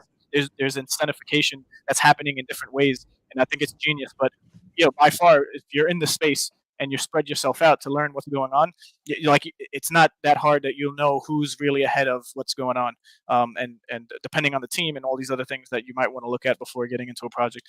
But completely agree, and it's good you touched on that. I want to touch on Big Time. I see someone commented about Big Time. Big Time's another one. Like they're an RPG and their game looks good, and if you look at their characters, they look a lot like Fortnite, but not a lot of gameplay footage, doesn't say when the beta is going to be ready. So, they're taking a similar route of these other games where they raise token, they raise NFTs, and we get that. That's fine. That's the playable model right now for pretty much everybody, but Undead blocks, and it'll be interesting to see how they develop. I look at Shrapnel. People sent Shrapnel across my desk a lot this week because they finally released their white paper. 20% of all of their tokens are going just to the seed round alone. That's high. Undead blocks raised pretty much 4% is what our cap table is at before we launch our token to the public. They're doing 20% just for seed alone, and they've got a top tier team, but I think it's going to take 2, 3, 4 years to build that game. Meanwhile, we're offering players the ability to continue playing and earning every single day starting in July. And that's going to resonate with a lot of people because it's hard to build a game as it is, but it's even almost harder to build a community that trusts you and believes you, especially in these days where people expect everything right away. It's very hard to keep them happy. And so it'll be interesting to see how they work also. We know that there are others coming, but growing up, I was a COD guy, but I loved Halo. I played Halo. I played Resident Evil. I also played Gears of War. Like, it's not like you just play one game and that's it. You're done. Like, I truly believe in the next 2 to 3 years, you're going to have that portfolio of games that you play. I'm a big Madden player. I play a lot of NFL Blitz with some of my friends.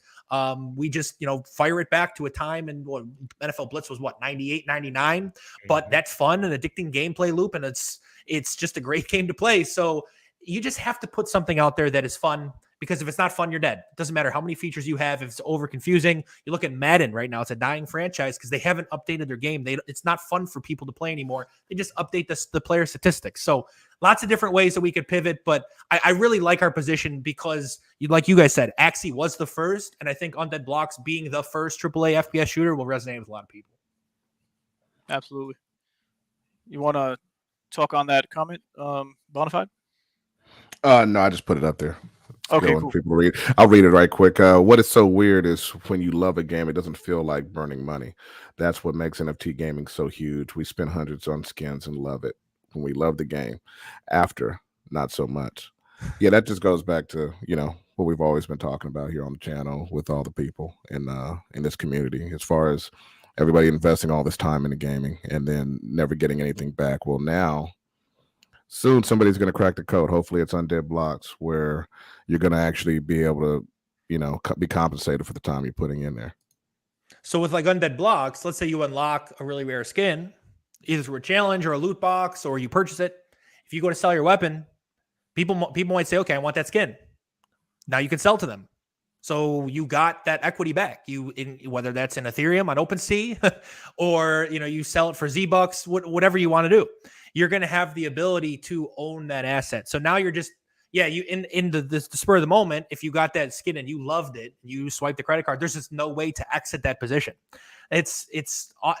I don't know how the gaming industry has hoodwinked and deceived everybody into believing you shouldn't own your skins, you shouldn't own your DLC passes and the stuff, because what's to stop them from, just taking the game offline, putting out a whole nother game and making you reinvest in all the skins and the characters. It's an unsustainable model in my perspective. People are going to get fed up with it. They're going to find out sooner rather than later that they're just being deceived. And a lot of people do love it. There are going to be people that will say Undead Blocks is a sham because I don't need to play money from a video game. I just want to play for entertainment. I totally get that, but I don't play fantasy football for free. Like, I am a Bills fan. I pretty much only watch Bills games for free, but I'm not watching any other NFL game if I don't have a little bit of action on it. That's just who I am. And there's a lot of people that are going to say that video games should only be free, and not free. You shouldn't be able to earn from them. And they're just for entertainment and engagement purposes. I happen to disagree, but that's why there are 7 billion people on the earth, because there's going to be a lot of people like us that believe you should be able to be compensated for your time and the sweat equity you put into things. Yeah, for sure. And it really comes down to like how far deep you want to get into decentralization of building out a game, because there's a lot of games who are pushing the envelopes and just trying to just become that of what is promised, more or less, or what's in these white papers, and really trying to trailblaze what it ultimately will be, I guess, but we just don't know the time frame for that, and then the development process is going to take much longer. But then you have on the spectrum of fully decentralized to fully centralized, you have somewhere in front of the middle point, you have what majority of what you're going to be doing is decentralized, and there's that.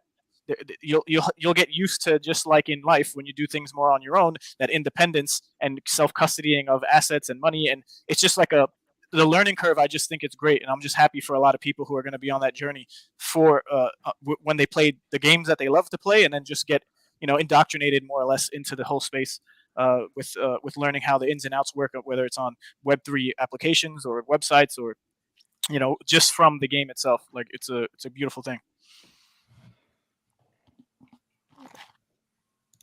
And I don't know if you guys hear me. Ray, I completely agree with you. I cool. think we're foraying into an interesting conversation, because then you're coming back to human behavior. And so when you see some of these games, I mean, I will have to mention the P word. I have to go with Pixelmon, and you raise $75 million straight up, and that human element to that, it changes who you are as an individual. And what I will say is the good thing about Undead Blocks is all of us that are on the team, myself, Isaac, I didn't even introduce Kane or Michael.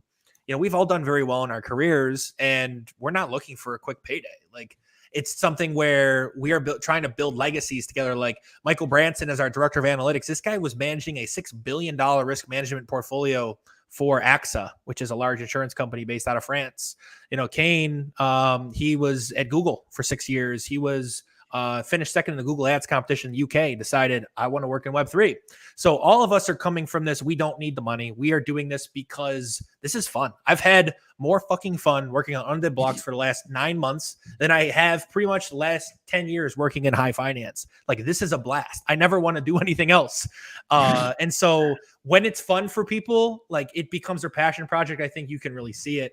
I think, someone like Llamaverse, he's very popular, and you just look at the way he, tweets and posts videos. He's just loving life. And I think people really appreciate that energy.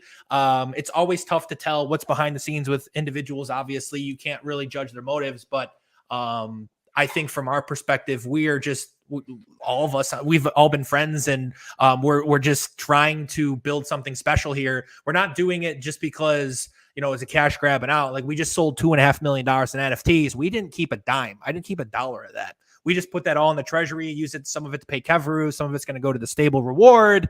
But you got to look, and for those on the call, you got to look at some of these other projects and say, what are they doing with all this money? So like Moonbirds, congrats to them. They raised $75 million yesterday. What are they physically going to do with it? Show me what you're going to do with it. Even the Yacht Club, the $450 million play to earn game. What do you need to build with all that money? Like, that's a lot of money. Like, what are you physically spending that money on? It'll be interesting to see in the next 2, 3, 5 years what comes of that investment. I don't know. Surely they can find ways to use that money in a positive manner, but that's a lot. Like, that changes people. Once you physically have that in your account, it definitely changes who you are as an individual. So I'm just curious to see what happens. Without a doubt, there's a lot of people coming in with the intelligence and the experience of doing everything but finding that financial success. They've had the success in more or less everything else and have those skills. And I'm not talking in absolutes, but I totally agree with you that people change real quick when they found that quick success based off of all the years of the skills that they've been honing and working on. So it really says a lot about a team and a project that stay the course no matter what happened. But it's also important that they're doxed and everyone knows about where they came from, because that just helps along with people's confidence as far as investors or community members and gamers alike. So, it's amazing, man. And I did have a lingering question here. What's the potential for VR? So, having your headset on, shooting zombies, like, is that going to be a thing? There's no timelines for sure, but in the future, I would love to do VR. I would love it. I mean, that would be a lot of broken televisions, windows. I would love to get into VR. We spoke to a couple individuals at PlayStation that have worked with, Oculus, and they told us it would be 2-3 years minimum if we wanted to explore it, invest heavy resources into it. And so right now it's not on our imminent plans, but I would love to even do, like a PvP versus Z. That's where I see the sequel going, where you're now zombies can come at you, but you're also playing like a Call of Duty game. That's something that really has not been put out there, where it is, a zombie shooter, but you're still playing against other people. Like, these other factions of people are now like playing for these Z-Bucks and trying to steal Z-Bucks from each other. I would love to have that VR in the sequel, where you're physically walking around with another person in the room and you're trying to kill each other. Like, that would be dope. But I still think we're a little far away from that. I really do. But the more that we can make advancements in VR, it just changes the way that video gaming is consumed. Like, you think about, we went from, Atari, where you're just moving a little joystick. Then you got PlayStation, pretty much changed the game, Xbox, and now we get into VR, where you're physically walking around in this metaverse. Think about it from an advertising perspective too. If you're walking around in the metaverse, you can physically enter stores, maybe buy goods and services from that specific store that has licensed out the ad space in the map. I mean, that would be a really deadly combo. So I love where their head's at. I just think we're probably a couple years away from that, to be honest. Sure. Yeah, I expect it to be that. But yeah, that theme or narrative that every game's metaverse that you jump into, whether completely decentralized or semi or just like 0.25%, there's going to be those options and on ramps and off ramps and I guess businesses from the traditional world, as well as newly created ones in the Web3 space that you're going to just be able to transact with and buy from that particular game, because everyone's going to want your attention to stay and be only in that one game. And if you're going to be spread out across different games, you do what you got to do. Just like these scholars are going to be playing more than one game, but if you're going to be able to earn and purchase from within games, it's just like a no-brainer for just mass adoption to just slowly creep its way up until it's just a thing that it was always meant to be. So, but I did have a comment, or was it a question? I don't remember now. yeah, we're coming up on an hour. We just hit an hour 30. Let me know if community you got any more questions, but if not, like I really appreciate your time, Grant, on a Sunday to come here and hang out with us. Guys, it's been an absolute pleasure. I would love to do this again sometime, and thanks for having me. It's a really good conversation, and I'm glad that your community got an opportunity to learn about Unblock's Dead. And we were just looking forward to continuing to building. So if you guys don't know, we're on OpenSea. You're also going to be seeing from our Twitter and our Discord, we're going to be launching the date of the Undead token, which is going to be on a centralized exchange as well as Uniswap. So we're about a couple days away from announcing that. So check us out in Discord. Go to Twitter, Undead Blocks. You can find more information there. But yeah, it's been an absolute blast. Hey, Awesome. Grant, I put the Discord link in the comments of this video. Oh, yeah. Can I actually link a comment? Or I can send it to you in the private chat and you can throw it up. Cool. Yeah. Yep. Before you, I don't know if you were going to hang out or if you're going to take off, Grant, but before you do either, this question has come up a couple of times in the chat, and I don't think we covered it. So Didi's coming again with a flash grind question. How is the development of different zombies going along? Will we have many different zombies when the game launches? A couple different people have asked. Sure. As far as like, how many zombies are you guys developing? It's going to be good. There's actually going to be 9 different variations. There's 3 basic zombies, and each one has 3 different variations. It's a football player, a businessman, and a cop.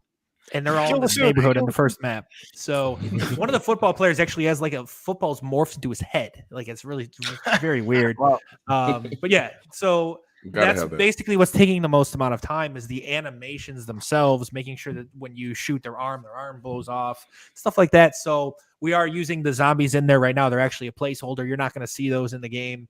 But we're going to have different zombies for each map. Obviously, we're going to have like a mall cop when we do the mall map. Maybe we have some like cafeteria workers, stuff like that. So yeah, more to come. We're probably, I'd say maybe a month, 2 months away from actually highlighting and showing those to the public. But yeah, they'll be in the full game for sure before we fully go live. And shout out to the Undead Blocks community. I tweeted you guys out, and I've been getting a lot of engagement while we've been talking. So and I think you have some people that are here watching the chat as well and asking some of these questions. So shout out to that community. You guys seem like you're a strong community. Looks like you guys are going places.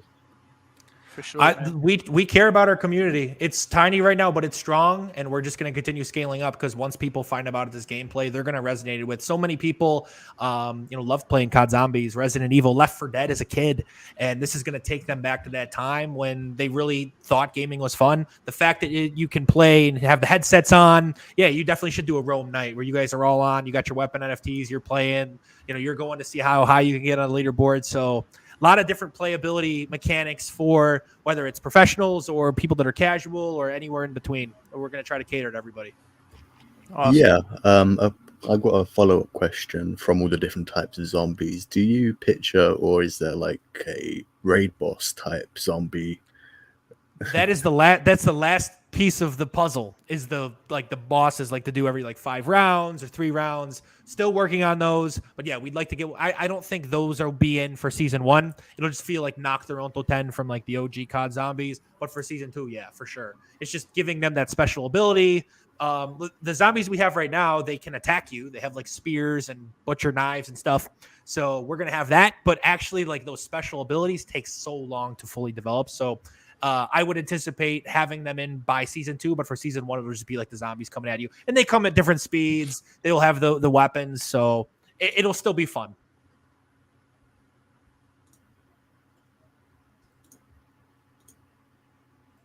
Your mic's muted, Ray. Yeah, I put it on mute because I didn't want to know if feedback comes in. But thanks. But yeah, it sounds great, Grant. We always invite our guests to stay the length of when we cover different games, but by all means, let us know, or you can just jump out whenever you need. And we're going to move on here with the rest of our weekly show. Yeah, that sounds great. I'll hang out for about 20 minutes. I do have another call at 3, Eastern. So it's been a pleasure, guys. I definitely want to stay on, and thanks for having me. Yeah, man, you're welcome to come back anytime. You're in the green room, and for any major updates, we'll be following along. But yeah, we can always have you back in to talk about more information as it comes. Absolutely. It's been great having you, and definitely feel free to pop in regardless of what the content is in the future. Thanks, Whitticus. Thanks, guys. For sure. Thank you, bro. Well, what else is happening in the metaverse? We got zombies popping and slapping some heads. That's always great. But any other games that are coming out? Was there? Are we talking Illuvium? We're talking Star Atlas. What's next? I think I'll go ahead and what you got, Jesse? Oh, I was just going to say that I had hoped to have prepared some notes and stuff for the last Miranda's AMA, which to me was a big one. And there was some really good stuff in there. I do have a clip that we can watch at some point here, which just shows a little bit from that. But I think that next weekend, we can actually do a good bulk of the show around some of the updates there because they are significant. All right. Mala has a lot of good news for us to go over here at some point here in the near future for sure. They had that AMA that just went down, and it was really interesting. Cool. So I guess I'll go on into something I've been looking at here. Yeah, go ahead. Let's see here. I'll go ahead and share. I'm pretty sure Modified is talking about Elio Trade's Imposters. So we have that. It's a pretty unique game as far as like the genres of the game, and it's Among Us is something that it's been inspired by, and Modified's pulling up now. Right. So this is something I've been dealing with here in the background. So if you're following me on Twitter at InvestGeek or you're in our Discord, the Rome Discord, I've been sharing this over the course of about a month now, I think, as this has been developing. So this is the Imposters game that's coming out, and like we've been talking about here with Grant, the new model is to have your game already built before you start selling NFTs. So these guys built this game. Elio Trades, he's part of the Neo Tokyo organization, for those of you who haven't been following that. But this is his fourth NFT here, where he's basically creating these NFT communities. So I just lost my whole train of thought. Sorry. Social deduction gaming is what he really touts the game to be as far as the genre, and he's really building off of that as far as the game being specifically unique in the Web3 gaming space, just like we have with the project we just finished talking about, Undead Blocks. It's a genre that everyone highly enjoys, but now in the Web3 space, I think it's just going to take off in its own right. So, yeah, the NFTs dropped. Maybe you could talk more on the NFTs. It was a pretty success. Thanks for the assist there, Ray. So so basically the way it went down is if you were a NFT holder of the previous projects that he has been a part of, then you basically got whitelisted for an imposter. So the mint price for that whitelist was 0.69, I believe. And then they did the open sale for under an ETH. And now at the time of for today, the floor price is at 3 ETH. So you're talking about big gains, even from the reveal all the way to now that they have staking active. So that's what I was showing on the previous screen, was the blood that I've been accruing. And the blood I've been accruing for staking the imposters I have. So basically staking's already gone live. And what's happened with that is that now the number of NFTs for sale on OpenSea is down at 260. And that's 260 out of 10,420 total NFTs that are actually being listed for sale right now. So he's doing a great job with the project, and the game is looking to be fun. I spent several hours watching Among Us gameplay prior to getting involved with this project. So it's actually something to look into. Yeah, we see the developers and creators of these new NFT gaming projects doing it more or less the right way now, whether either you created a decentralized exchange and then built a game off of that, like DeFi Kingdoms, and then having a sound team that is really trying to build something that's legacy, right, that just lasts the test of time with constant iterations and patches, or you have a game that's built that's playable first, just like we had with the Grant talking about Undead blocks, and then also LEO trades, where the game is already there, and then now you implement anything Web3, crypto, DeFi, and it's almost endless depending on who you have on your team. We need more devs in the space, but yeah, it's amazing that now we're going to be able to play games, and then I'd rather play a game and wait for the game to have all of these mechanisms or Web3, interoperability.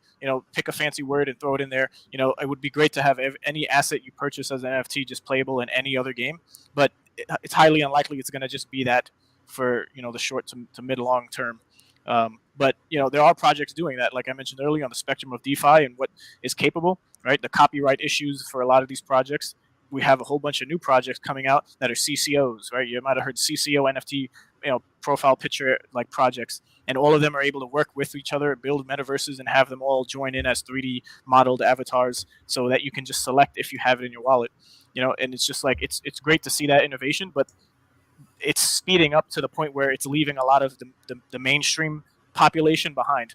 So we need games that are just built, playable, and then introduction, like a soft introduction to tokens, right? The equivalent of stocks, because some people don't even understand what tokens are. And yeah, I just see it on the macro grand scale. There's a nice spectrum of games that everyone should be paying attention to, not just the ones that are hardcore, full blast DeFi, and there's no ifs, ands, or buts, because that's just not realistic. Right, like your grandmother still needs to be able to understand certain things and operate certain things, just like in the grand scheme of crypto tokens. Right, if we're talking, Bitcoin and Ethereum and anything DeFi related. So yeah, it's an amazing space, and yeah, that's Imposters by LEO Trades. It's been, these teams are building under the radar, not really publicizing or just marketing themselves in that way. But if you keep up with the team, they're sound financially and they're competent creators and builders. So it's best to just have, in my opinion, not financial advice, having your money in those corners with those projects in the space, no matter the network. You're kind of forced to learn here and jump to different networks depending on the team and where they set up shop. Because you might have, it's just, there's a lot going on.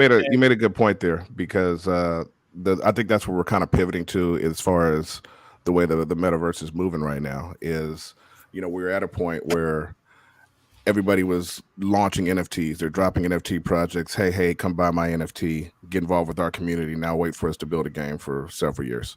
And now you're starting to have projects come out with the game already built, not hyping their project up, not wanting to explode really quick, not wanting to have the same problems that some of these mega giants have had, where they grew too fast too soon, and just kind of develop at a pace that's more sustainable. So we'll see how it plays out. It's looking interesting. Yeah. A lot of projects have gotten away with not exactly even being honest about it. You've heard me say it time and time again. I'm excited about what Morandis is doing now, but the truth is, the stuff that I was going to show today and what they talked about on the AMA is, if we go back exactly 1 year, the things they were telling us where they were last year is where they are now, confirmed where they are now. But they were telling us that's where they were last year, and they're going to have a playable game, playable alpha by the end of the year. And of course, that was never possible, but it was a capital raise. And I use that as an example because that's one of the biggest ones that I see in the industry, where they're doing that as a capital raise first. So it's refreshing to see some projects now, like our guest today, where they're like, hey, we're going to build it. We're going to build it and make the game, a playable game first, and then the other stuff layers on top of it. Yep. Completely agree with that. I completely agree with that. And the reason why you're, like you said, it's a capital raise. They want that capital first, so then they can do these grand plans that they tell you about. But once they have the money, the incentive to build disappears. It's just, that's how it's going right now. And so even with something like LEO Trades, having that game built first, people don't want to wait. There's so many other things you can invest in your life. You don't want to have to wait a year, 2 years, 3 years. That's a long time. So many things change. And so over that time, people ask, and this is happening in our Discord too, where people will ask the same questions over and over again. They'll get the same answer, and eventually they will just stop asking and leave. And we never want that to happen. And so it is going to be prevalent that people are held responsible and accountable for the promises and the roadmaps. You can put out the prettiest roadmap in the world, but if you're not delivering on your timelines, it's very disappointing to see. And that's very key. I don't know I haven't had a chance to look at your roadmap yet, but I know as far as like the projects in the space, you know, some of them have roadmaps. Some of them are very proud of the fact that they don't have roadmaps. And what's interesting is all of us being, you know, experienced gamers, we know that you can't really trust the roadmap of a game development team because, you know, they're usually always going to have to, you know, give themselves more time and buffer in there. But hopefully what we're going to see now with these games that are already built coming out is that they're going to actually be able to stick to their roadmaps. So when it comes to Imposters, they had a roadmap that they released probably about a month ago, and they've been sticking to it so far. So we have the week 2 is the staking where you're earning the blood token, which I already showed.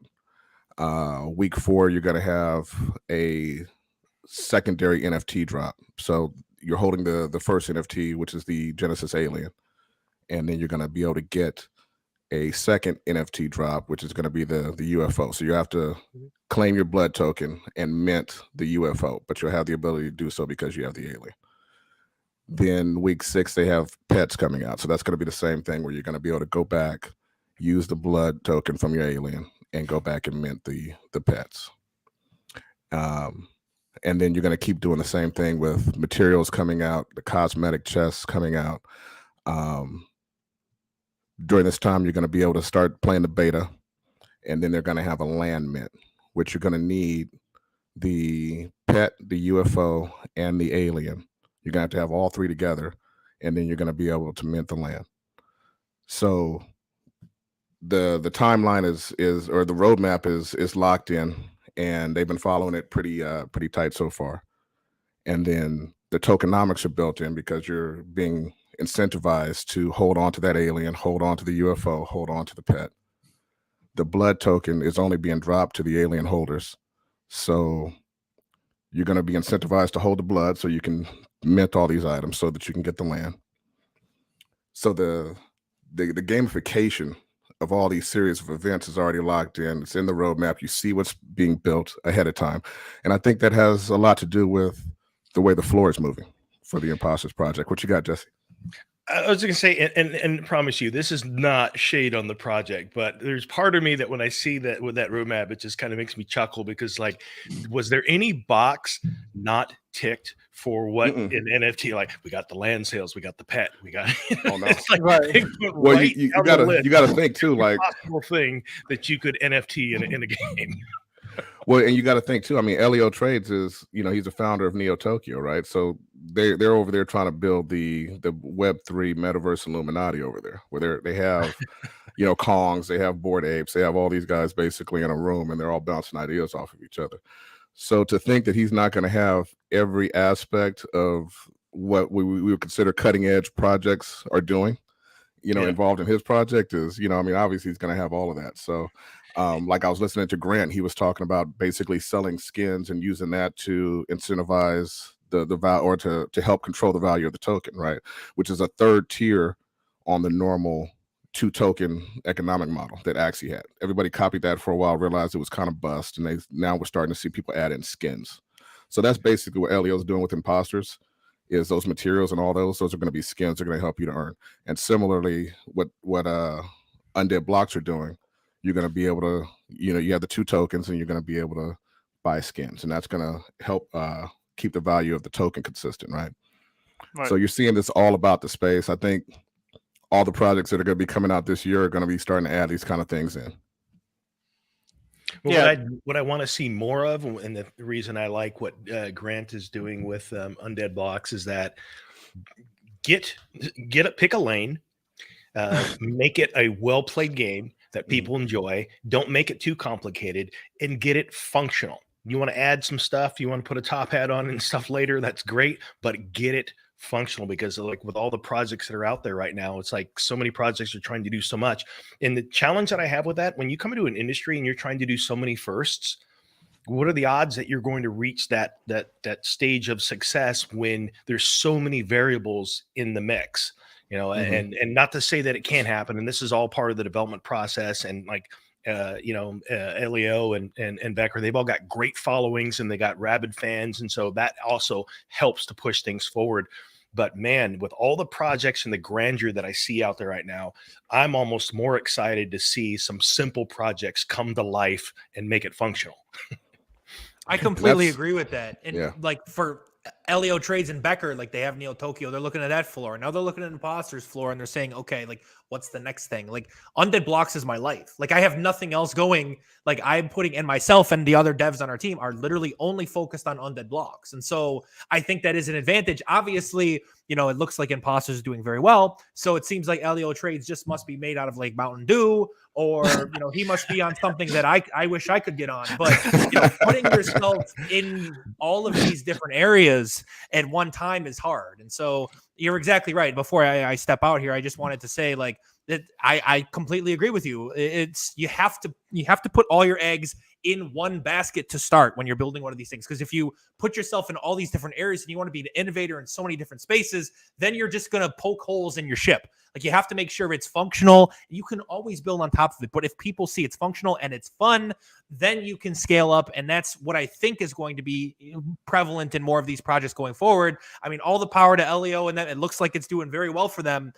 Like I said, I need to get whatever they're on. I need to get some of it. So they're doing great. But that's why Undead Blocks, you're exactly right. We're just going to be building something that we know like people like to play. It's fun. There's a market out. There's a high market cap of individuals we can market to and then go from there. Among Us is another one. So that game went viral and everyone and their mother was playing it. So I think they're absolutely banking on we can get these people that are playing this game to come transition. It's an easier transition for them than to create some third world MMORPG where it's very hard to understand who the characters are and what to build, because you have to get these people in Web3 to start. The competition's lower as well because you don't have that World of Warcraft, Call of Duty mega giant sitting there in the space that everybody's locked in on. You know, Among Us was great, but a lot of the people who played it had issue with them not developing quick enough or them not having enough mods or et cetera, et cetera. And so there's a room there that I think he's targeting as far as kind of a genre where there's no giant and you don't really have new game genres invented that often. It's a very rare thing to see one. Among Us is a pretty amazing thing to happen. I completely agree. Fellas, I'm going to take off. It's been an absolute pleasure. I'm sure we'll do this again. Ray, Whitticus, Invest Geek, Fancy Hat. Love the Rome crowd. Appreciate you guys having me. You're the man. It's great. Hey, it was a pleasure, Grant. Hell yeah. Take care, man. See you guys. Yeah, so go ahead. No, I was gonna say, yeah. So we have the space. We're in it.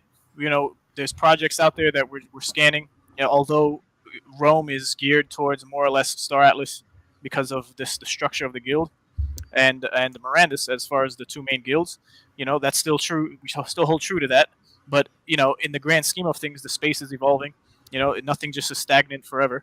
So we have to do as Metaverse Nomads do: travel around and get out there and then bring some information that's worthwhile enough to the people that are in our guild. You know, like we do these shows, and how much can we only talk about one game that doesn't have anything playable yet? That's still in development. So it's only right to do that for our own health. I'd say financial and mental. Yeah. Bonafide, I don't know if you got it, if you were finished or if you had more on that project, but I'm curious to know, like, what are you most excited about with that? What are you looking forward to with it? So I think I've spoke on it before, but Elio Trades was actually my first NFT that I ever bought, right? Mm-hmm. Did very well on that. You know, like I like how Grant said, I think he's made out of Mountain Dew. The fact of the matter is that Elio's been very successful with all of his projects. So you know, Neo Tokyo is the latest before Imposters and one of the biggest out there, right? I mean, it's competing with Kongs, it's competing with Bored Apes, and it was kind of in a way developed by people from all of those communities. Elio was part of that community already, you know. So yeah, Imposters coming out, game already built to where you know you're already focused on that aspect, on the social deduction aspect of it, and then you know, building a metaverse on top of that. I think it's, you know, it bodes well. Yeah, I know he's chuckling at that Nat's comment there. Yeah, K-Nat cracks me up, man. Yeah, Because these are things that I actually have nightmares about. So it's pretty fun. You know, the thing is and it's just the nature of industries when they develop. But I'm at that stage now where I've got so many different chefs telling me about this great meal they're putting together and all the courses. Like, I'm hungry. Who's got something? Who's going to feed me something right now? I want to eat now. I think that's why the model has to change. Like that's what I was talking about with Grant, and it's like, okay, so if you don't have a game already built, I think people are going to start looking at you some kind of way, because we've had so many projects fail at this point or go into a development purgatory in a way, right? Where the updates aren't coming, where the things aren't moving. So we'll see. And then you got to realize as well, we're heading into a bear market, right? So everything's exciting. Back in 2017 when it was all about altcoins. They were all super exciting. Then we went into that bear market in 2018, and nobody cared about your DeFi project. Nobody cared about your altcoin anymore. And the projects that survived during that period that kept building are the axes of the 2020 bull run. You know what I mean? So that being the case, we're going into a bear market. I think you're going to see a similar thing. The guys who played Axie in the last bear market, all of them are doing very well. Not to dox you out there, Ray, but everybody's doing well who who's been in Axie for a long time. And I think at the same time, the people who are playing these games during this next bear market are going to do well for the next bull run. For sure, yeah. And the projects that are out that we've been invested in or involved in, they're all changing as well. So it's just like, I'll get into the Axie stuff because there's a lot of change that's happening that's subtle, but it speaks volumes. And I guess the people who have been in the space don't really know exactly where we're going, although there's great footage and trailers coming out of what was talked about as far as land. That's a whole topic that we'll get into, but I think what's next on the agenda is Star Atlas. Fancy, over to you. Yeah, there was some interesting stuff this week. This ship was highlighted, the silhouette at least, and looks really cool. I thought it was an X fighter. I thought it was an ink blot. Yeah, I do like how they do this. It's something that just rally the troops of excitement, out there, and then just waiting until the ship comes out. But again, like everything else, this can only happen so many times until you just stop looking at what ship is coming out next, because you have your fleet already composed as far as what you'll need, depending on your gameplay style. If you're a gamer, if you're just an investor, you're just gonna buy them, stake them, and then sell them when they're high. I guess like everyone has their own. But yeah, we got another one here. Yeah, this was a bit blurrier. It could be the same one. Yeah, kind of has like the wings that come apart like that. Kind of looks like, it's probably the same one. I still think it is an X Fighter though. Confirmed X Fighter by Fancy Hat, the AI. And my guild member thought it also could be this at a different angle. They could be trying to like get perspective on us. I could see that front end that's coming down, folding upwards and becoming straight. So now you have that X-wing fighter type of look, and it doesn't just stay down as we always seen pictures of that ship. So yeah, maybe. Yeah, I can't really tell anything about this, but I'll be interested to see what that is. I reckon a fighter. This week, there was also a couple Binance articles about how to buy Atlas and Polis, even though they're not listed on the website yet. Dum, dum, dum. I think that kind of goes back to what Jesse's been saying. They put their money in, and they're going to want to see a return. And now they're going to be promoting and advertising. So they're definitely working with Axie now at this point. That's good, and possibly, like you said, possibly not so good at the same time. We'll see. Does anyone know this? I'm assuming, is this like, it's not really a blog. What is it? It's Binance. When did they do this? Trying to see. Oh, it's just unlisted under how to buy, which seems like a pretty big section. My question would be, does anyone know, do they do this? Is there a model? Meaning, like, do they just do this to get more content out? or is there a direct relationship with coins that at some point they intend to list? Have we seen a trend? Do we know if there's a relationship between the two? I don't think so. Swagner was surprised when it was mentioned in the Foundation room. Yeah. So yeah, they could have like a stake perhaps now, and yeah, Yeah. it makes sense to publicize that. See, It would be interesting to see a listing in the past AXS that went up a lot when it did. Right. That was See, huge.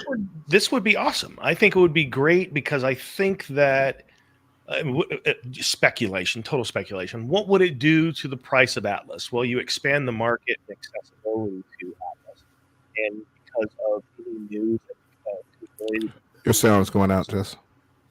Is it a little better now? Yeah, you're better now. Okay. So what I'm saying here is that a listing, as we know from Binance, boosts. It gives support to a token for sure. What would that look like? Complete speculation. I don't know. I think it could probably nearly double it from where it's at, get it back up around the 5 cent range, which is where I would love to see Star Atlas as a company create a target point where that's kind of the level of where they want to support it. The reason being, again, is that I don't want to be redundant here on the channel about how what some of the expectations were for what staking would be able to provide. But if you could at least get the token to 5 cents, I think that's a heck of a lot better towards reaching that expectation goal of even at least within a year and a half ROI on your investment. Granted, yes, there's market conditions, but show me something that is supporting the price of Polis and the price of Atlas. And if it's not going to happen within, certainly externally, a listing on Binance would give it some support. Yeah, let's see how the DAO is doing this week. They're still doing user interface prototyping, building the blockchain. So doesn't look like there's much word yet, but that will be a great support, especially if that happens around like the same time as a Binance or Coinbase listing. That would be huge support for the token price, which has been lacking in recently. It'd be one of those FOMO opportunities. Not financial advice, but it would definitely be one. Right. Yeah, there wasn't too much in this report this week. Not much new features apart from more cookie legal stuff. Yeah, another week closer.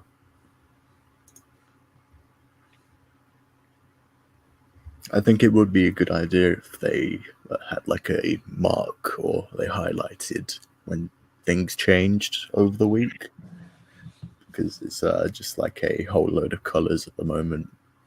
It'd be good to see like what gets updated or pushed back. Yeah. And I was just gonna make a note on like the often talk about tokens for any particular project. It could get repetitive, but it's only because there's focus on tokens based off of what the project and the developers or the white papers and the tokenomics have told us already. What was going to happen, what time frame, nothing set in stone. But these things are wrapped around tokenomics. So any of these games, it's not like we want pump bags and FOMO, or we're not trying to FOMO bags, throw shade. It's just like it's a major part of the whole ecosystem and the longevity and success of this game, Star Atlas, right? Or Gala for the Galaverse, right? And for any other game, right? It's intertwined. So it's just like we're not. Of course, everyone wants the price to go up, but it needs to go to a place where it was told it was going to be, as far as projections or amounts and all these other things. So it's just like there's no working around not talking about a token's price, because it deals a direct relationship with the success of the project. And then the sentiment of community. Like there's so many things you can learn from just the tokens and the community itself. So yeah, we also did get a picture of this Thimble Super Phoenix this week, I believe, from inside. I think it's the Super Phoenix at least, but wow, yeah, It looks looks like a whole tree couple arrowy. settlements. Yeah, that's very beautiful. nice. I'm going to be living on a ship. That's it. Well, when you think of something that size, I mean, it's even potentially dwarfs the smallest of spaceports. So does that mean then you basically have a floating city in space with its own fully functioning economy? We haven't even gotten to that point yet where we talk about, buildings on land.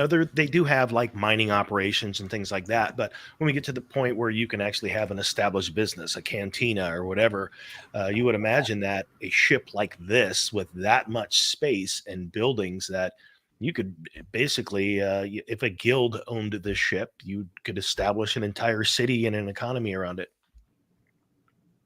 Yeah. Yeah, that's Sweet. awesome.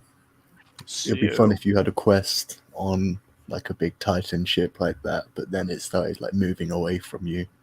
You had to like wait till it decided to come back. Right. Or you're in a, because you know how different factions and the different all the way down to the regions can have their own tax rates and things like that. And you're camped out. It's like, hey, we don't like the taxes here. We're moving. Could work. Yeah, man. So is that it for Star Atlas? We can move on to.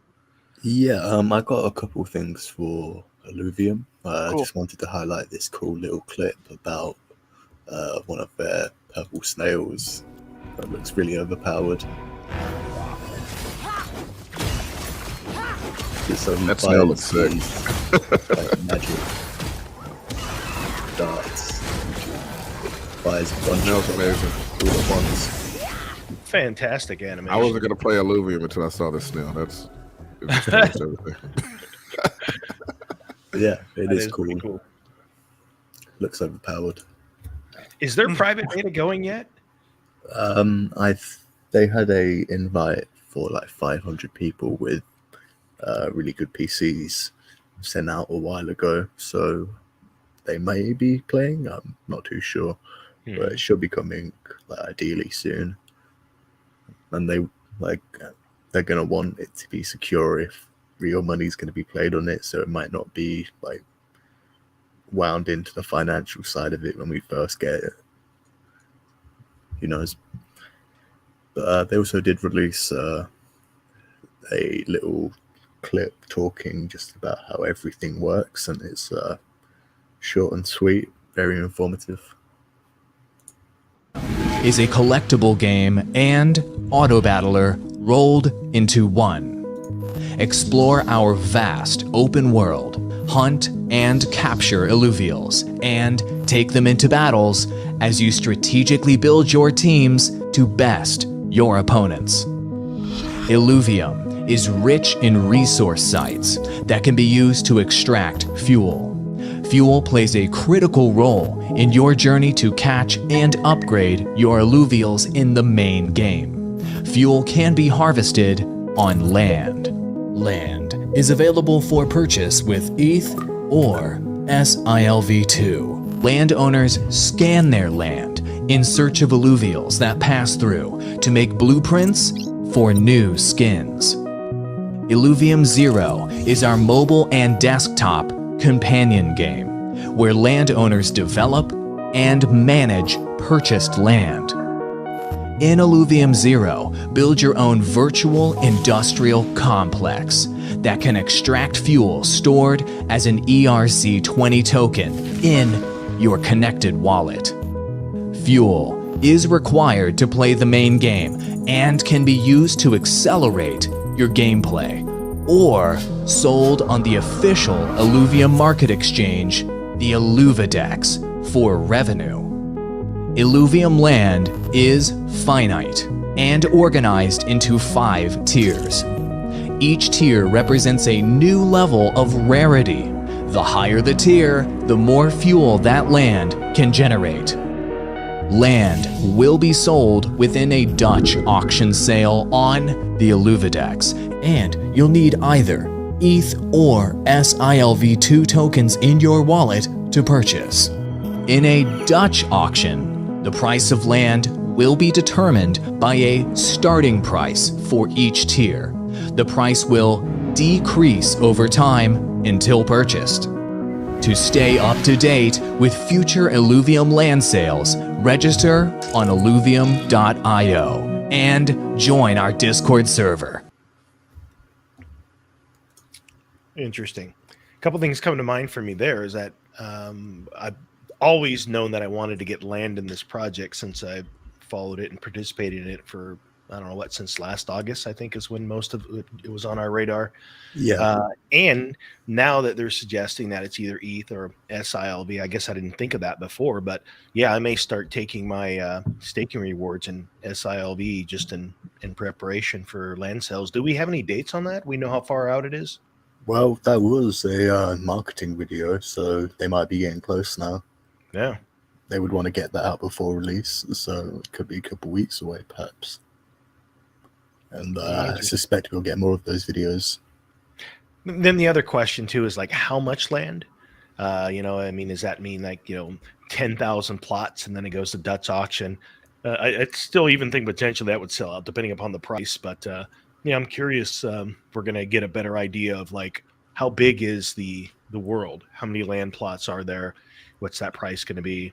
Yeah, that's going to tell us a lot about how quickly it's going to get scooped up. Yeah, and I think that brings us to a close Illuvium this week. Yeah, I'm definitely interested in land. So yeah, great work on Illuvium there, Fancy, and yeah, it's all coming together for a lot of these projects now. You see these marketing videos and a lot of support and activity happening. So stay up to date with those projects you're part of, because something might be happening.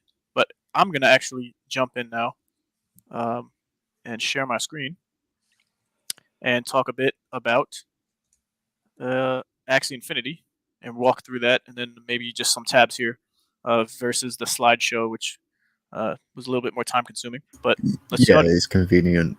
Yeah, just having tabs. But yeah, so Axie, what's going on in Axie right now? This was something I wanted to note before starting, was that there's a bug bounty program for $1 million reward after the hack of $622 million. But this is for any vulnerabilities that would be found, and so it's good to see that at some point or another a bug bounty is necessary, because you might not think or have the best security in the space. So that's good to see. You could check that out. Just Google search it, I guess. And then here we went over this earlier in the beginning of the recent updates with North Korea-based Lazarus Group being the one who breached the security of the validators. So if you're following along with that, North Korea did it again. And now, but yeah, so still on Axie here, we're going to play a quick clip on the land gameplay teaser world premiere that Axie came out with. So enjoy.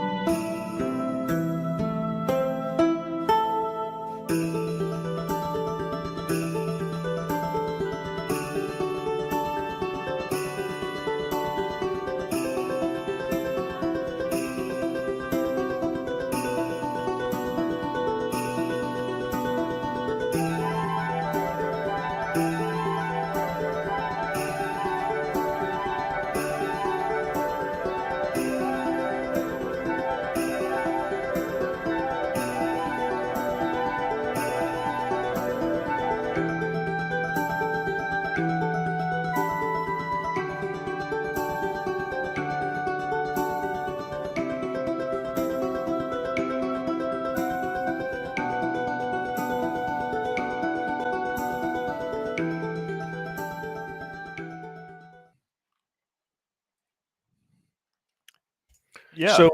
So essentially, are the different things that they're doing there, from planting crops and those sort of things, are those going to be crafting materials? Is that how will you use the different types of things?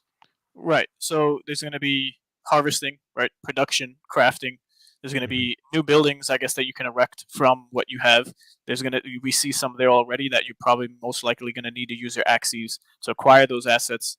Not on chain, by the way, from what we know now, versus what was told to us as an early on community that these items would be. So, if I stand corrected, then so be it. But I came across a lot of information along my journey in Axie that this was going to be an MMORPG open world, and it doesn't seem to be what we're looking at now. So there's some conversation happening in the space where there's going to be more bearish sentiment amongst people than if this is an MMORPG. It might get there at one point, but I guess all the while we were thinking this is what the project was building it out to be, and now we have a more, I guess, simpler introduction to land play, and it makes sense that it would probably be built on from what it is that we're seeing. But yeah, are you able to enlarge that image? Yeah. That's what I was gonna do. There's a Substacks article that came out, but it's just the video, and then on the bottom of it saying that this is a very early on, game footage of what's to be built upon. So nothing is set into concrete yet. Yeah, this is just one of the community members of the Axie Infinity Metaverse. Just he does these infographics just to break down, I guess, what he saw. It's it's nothing too crazy, but it gives you a nice visual of what's going on as far as what was seen in the video. And you see in the video, there's a lot of timers going down. It seemed, and there's a lot of talk of it being talked about as a Everdale knockoff from what do you call it? Supercell, right? So the creators of Clash of Clans, and this game came out in August just last year as a new game that was launched. And I don't know how or who knew in the Axie team this was actually being developed before August of last year. But because if this is what they're coming out now with, it seems to be the art style that they always had, or were interested in creating. So again, there's no exact details. I feel like a lot of what was told to us in the community for when it comes to land was something that was going to be grander than what we've gotten and seen. So I'm still bullish on what I see, but I'm expecting it to be what I was told, a long while ago. Is Axie having an identity crisis? Well, a lot of people are. Again, this is just what I'm hearing and reading in the space, that the team is now or revamped what they had, or just, I guess, started from scratch, where all of the new projects that they had such a lead on in the space as far as development have gotten to the point. So now it's kind of like everyone's equal as far as where they're at in development for a better game, as far as Axie is concerned, because Illuvium started right out the gate as having that vision, open world, and having the quality of it to be that. With Axie, they had a vision of that quality being a substantial, but they didn't have the funds, or I guess they weren't as ready for it financially to then, I guess, start over if that's what actually happened. Right, but again, this is all things that I'm speculating on, that because now we had that debacle, I would say, of information when it came to the initial live stream with Ziori and the lead land developer. I'm just going to say, Phil La. And there was a disconnect between the information that was known amongst the two of them, and then that was shared with the community. So the sentiment was negative once the information came out that there's going to be free land.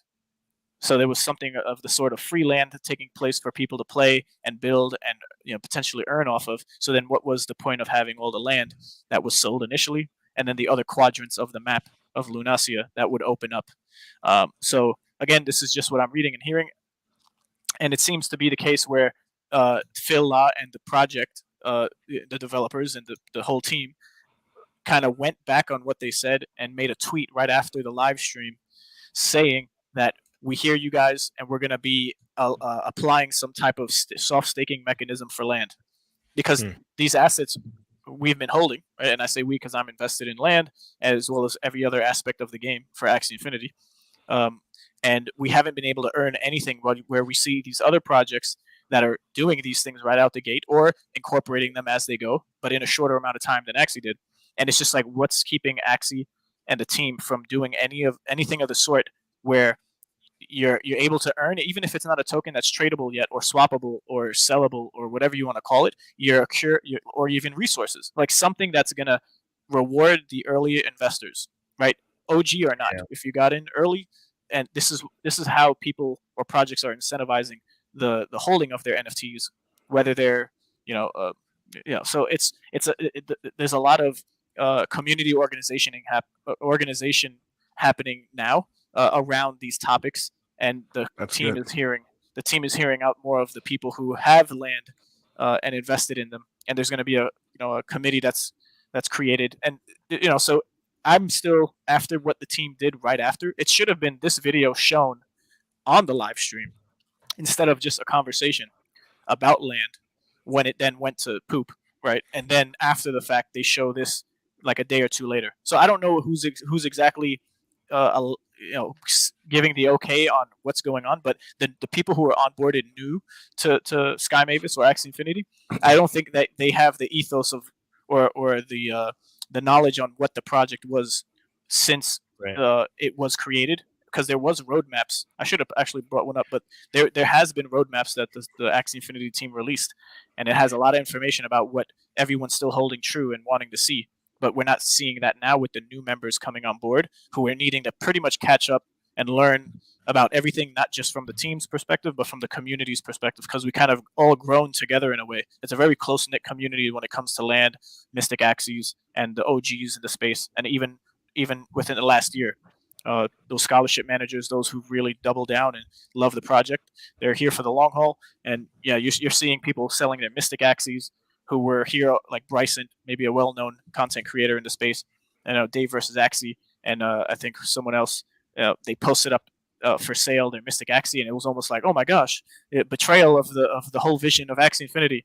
And it's just like everyone's got different financial means and things that they have to take care of. So whether you There's like a actually project or not, yeah. It's actually an opportunity, though, that and that kind of goes off of something else you were saying as well, as far as how do you take care of your early adopters, right? So when I see people that are prominent in the Axie community doing things like selling Mystic Axie, some people might look at that and say, okay, the project's done. But you could also look at it and say, okay, well, this is an opportunity, because if Axie figures out a way to punish that, if they pump so much value into the people who had previous regular NFTs, mystics, land, stuff like that, they have these new game modes coming out. They pump value back into those people and basically add utility to these former NFTs, or value to these former NFTs. That'll be a big play, and it'll be like kind of like a landmark it'll be another benchmark that other projects are going to have to meet. I think it's absolutely important to take your top tier, NFTs. What are the things that represent your OGs? What represents the top status? What is your equivalent of a Bored Ape within your community? But I also think that projects shift and adjust over time, and it's totally should be okay for someone to say, hey, you know what, this has been a great ride, but I'm getting off the train and I'm going over here. And so I think we're going to see that. The thing that I often question about a number of projects, and I'm curious about the same here with Axie, is like, who is their target market and what is the experience that they're creating? And I say that because, we've had this conversation on the show before, where you've got the OGs, like Ray and the community that you're well familiar with because you've been around since early days, who love the game for the love of the game and are really into it. And then you had this big influx of scholars that came in, and that represented, and probably still does, the bulk of people that are actually hands-on, that actually touch the game each day. So when the game develops forward, and they're doing things like land sales and open world, and then now this thing that kind of represents farming and crafting and these other things, they seem like completely separate or different experiences that will appeal to completely different groups of people. That's why I was asking, like, are they having an identity crisis, or are they just kind of reaching to try and figure out who they are? And that's quite possible. Companies do that. Companies grow to a certain place, and then they're like, okay, well, how do we reinvent ourselves, and who are we now? Because it does seem as if they're trying to do a number of different things, and I don't know that all of those things are complementary to each other. So then where do they go from here? Well, that's what I was talking about earlier, as far as like, I think the token, I don't want to say tokenomics model because that's not accurate, but the business model, the economics model, has shifted a bit in these projects. So back when Axie first launched, you had what I call the two token model. You had the Axie token, you had the SLP token. One was the one you earned and burned in a way, and the other one was the one that you wanted to hold on to because it was going to have governance, right? Mm-hmm. And that was the model that everybody followed. Now you're seeing a new model kind of emerge that's kind of piggybacking on land being such a big deal, as far as, value in the metaverse. So they're adding in land, they're selling the land, and they're saying, okay, so what are we going to do to make the land valuable? Well, the utility is going to be, you're going to be able to create products on this land. And then these products are going to be valued back into the original game part, into the original game mode. And so that's kind of the model that you've seen kind of added to the two token model in order to try to create value in these tokens. It's basically another lever that they can use, they can kind of pull to kind of bring the value of a token up or down by increasing the value of these products that you're going to be able to produce. So it's basically like a third tier. So you have the two tokens, and now you have skins as well being introduced in a lot of these games. Yeah, I want to emphasize that the target market is probably going to be the 10 million in addition to what we have already that they want to attract into the game within the next, like, I guess, handful of years. They mentioned in a previous post, and it might be hard for a lot of people to believe, but if it's possible, or even if they get half of that, these new people coming in are going to be exposed to just what they know now, and maybe not be able to go as far back into its inception of what was promised or what was said. There's not any hard documentation, and there wasn't one isolated place where you can go and see all of what was talked about in the Discords or the roadmaps that have been updated of the 3 that I am aware of. And then, and plus whatever else is mentioned on a Twitter post, right? So there's information all over the place that is promising information, just like this tweet here by the lead land developer, and he's discussing how after the community mentioned or cried out almost like, why have a arena season where you earn rewards in AXS for V2, which is the old I guess gameplay, I'll call it, of Axie Infinity, the 2D version. Or the old Battles V2 versus having that season 21 in the new Origins V3, right? So if we're gonna slowly get rid of V2, why not just take all the rewards and the competitive aspect of what V2 is gonna be and have that in V3? So we see the community being heard in ways after announcements have been made from what the team originally planned, and then maybe backstepping or backtracking to opening it up to the community at large, for those who are the esports competitors or the general player base. So it's good to see that they do that after the fact, but it's not great as far as optics or future potential investors or people or who have been invested to see this flip flop almost. It's great to know that they're open, but we just need more of a. I kind of like it. I like them listening to the community, actually. Well, yeah, it's great because now people. But that's the thing. Like, the community shouldn't be helping a project to the point where it steers the project almost completely, unless, like I said in previous episodes, that there's a plan already that the team has, and they're literally just pulling the heartstrings of the community, like conspiratorially, right? Where they wanted to make the market go down by announcing it or saying something that went against the ethos of what was the OG community, right? Up until this land announcement, and then have the prices come down so new people could come in, and there's a more diversification amongst the land. Because if there's so many people who own just own all the land, a handful of people own all the land, which isn't technically the case. There are major land owners, but this is just my mind just entertaining the thought. But again, it's just like, whether that happened or not, there's announcements that are being made that are pumped out and then backstepped on because the community is against it, and for good reason, because we were already told it's a good topic, because it's like, on the one hand, like, I'm pretty big on wanting the devs to listen to the community and basically build the game in a more open, decentralized kind of manner, to where what the public wants, what the gamers want is what's most important. At the same time, it kind of goes back to what Jesse was saying, as far as it does make it look more like they're having a midlife crisis and don't really know what direction they're going to go in if they are listening to the community too much. So I kind of get what you're saying, Ray, but at the same time, I feel like it's positive if it doesn't go overboard. Right, and without a doubt, I'm bullish. Like, I know I'm talking about what needs to be talked about here, but Right. in the grand scheme of things, depending on where you're at and how much and when you got in, all of these things are important. But I don't see the game not being a success as far as keeping enough daily active users, as we saw with Crypto Slam. Even with everything that happened, all time, even 30-day, like you look at the macro and the micro, right? I'm very entrenched in the community and knowing what's going on, and you follow particular wallets that are those OG accounts that have the most of whatever it is, and with all of these updates that took place, or things that didn't sound good to what you would think is the majority, which is on Twitter, right? There's very large cliques of different eras of when people got in, so there's a lot of noise coming from a different era of clique Axie Infinity community members, and they have all the right to just voice their opinions and bring up valid concerns that even the OGs might or already expressed years before, but have maybe tirelessly just stopped up until this last land announcement.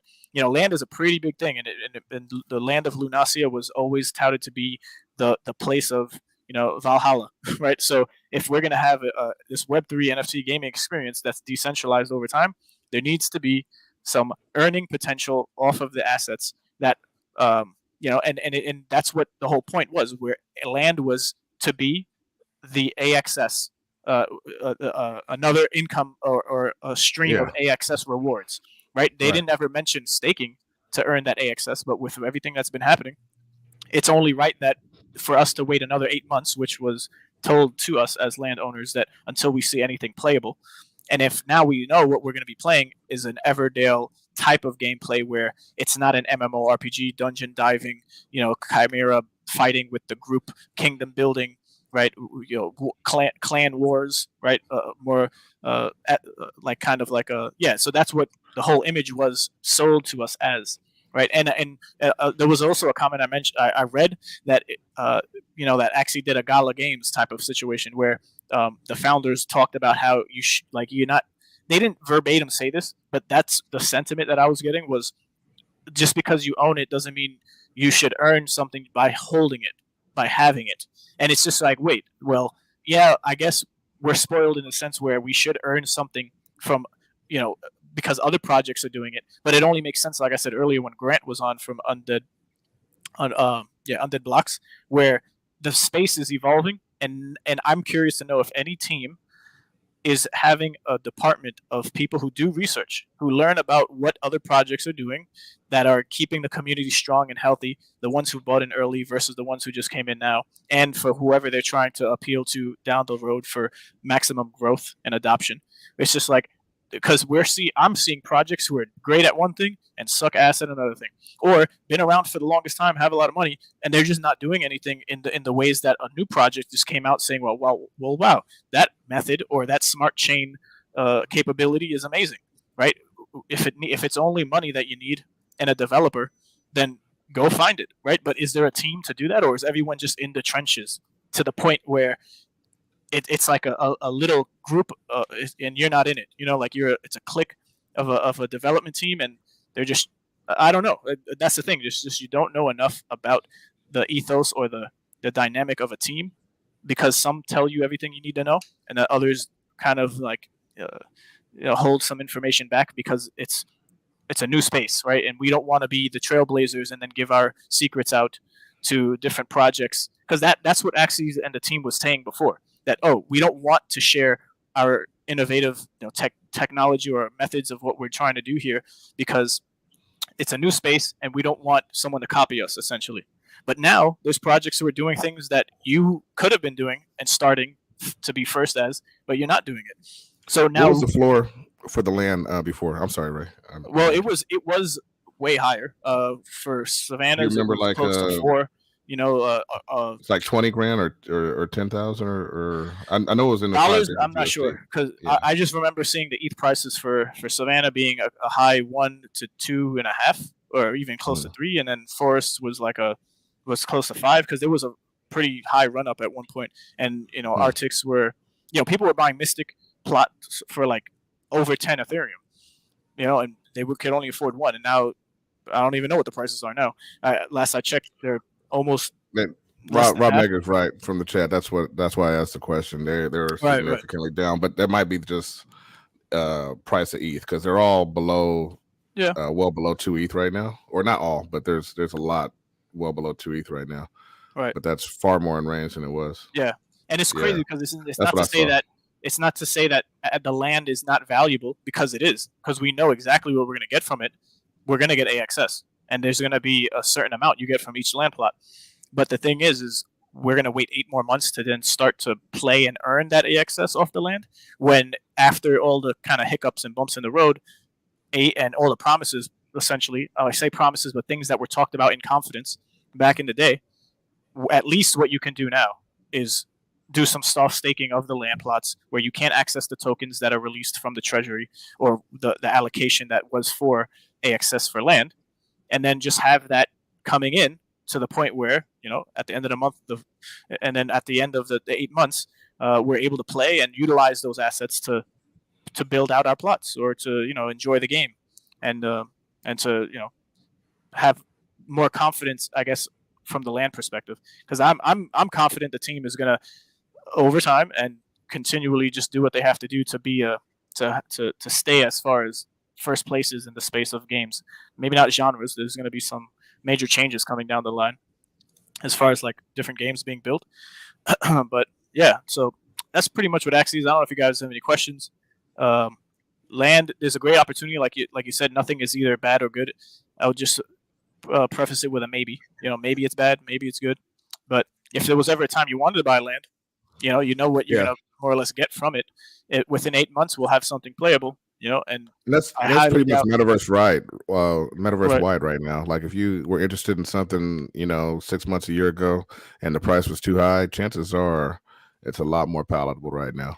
Which, like I say, I mean, the money's always made in these bearish times. So yeah, and then alternatively, they have the financial advice.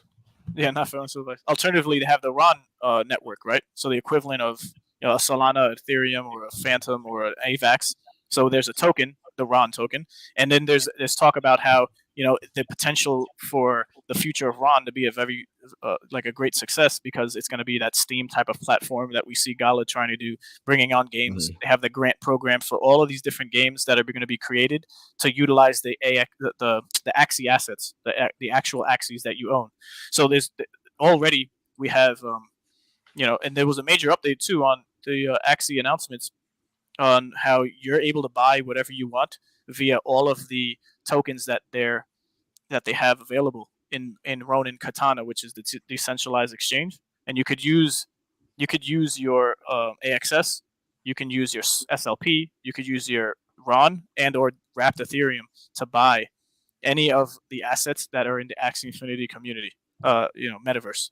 So you can now and essentially what I'm saying is that there's going to be more sinks of SLP usage. So expect the price of SLP, not financial advice, to see some type of I guess long-term sustainability as far as like price. But you're gonna have those people who play the markets anyways. So I'm trying to find it here, but if not, yeah, that was definitely a thing. Maybe they only posted that on Twitter.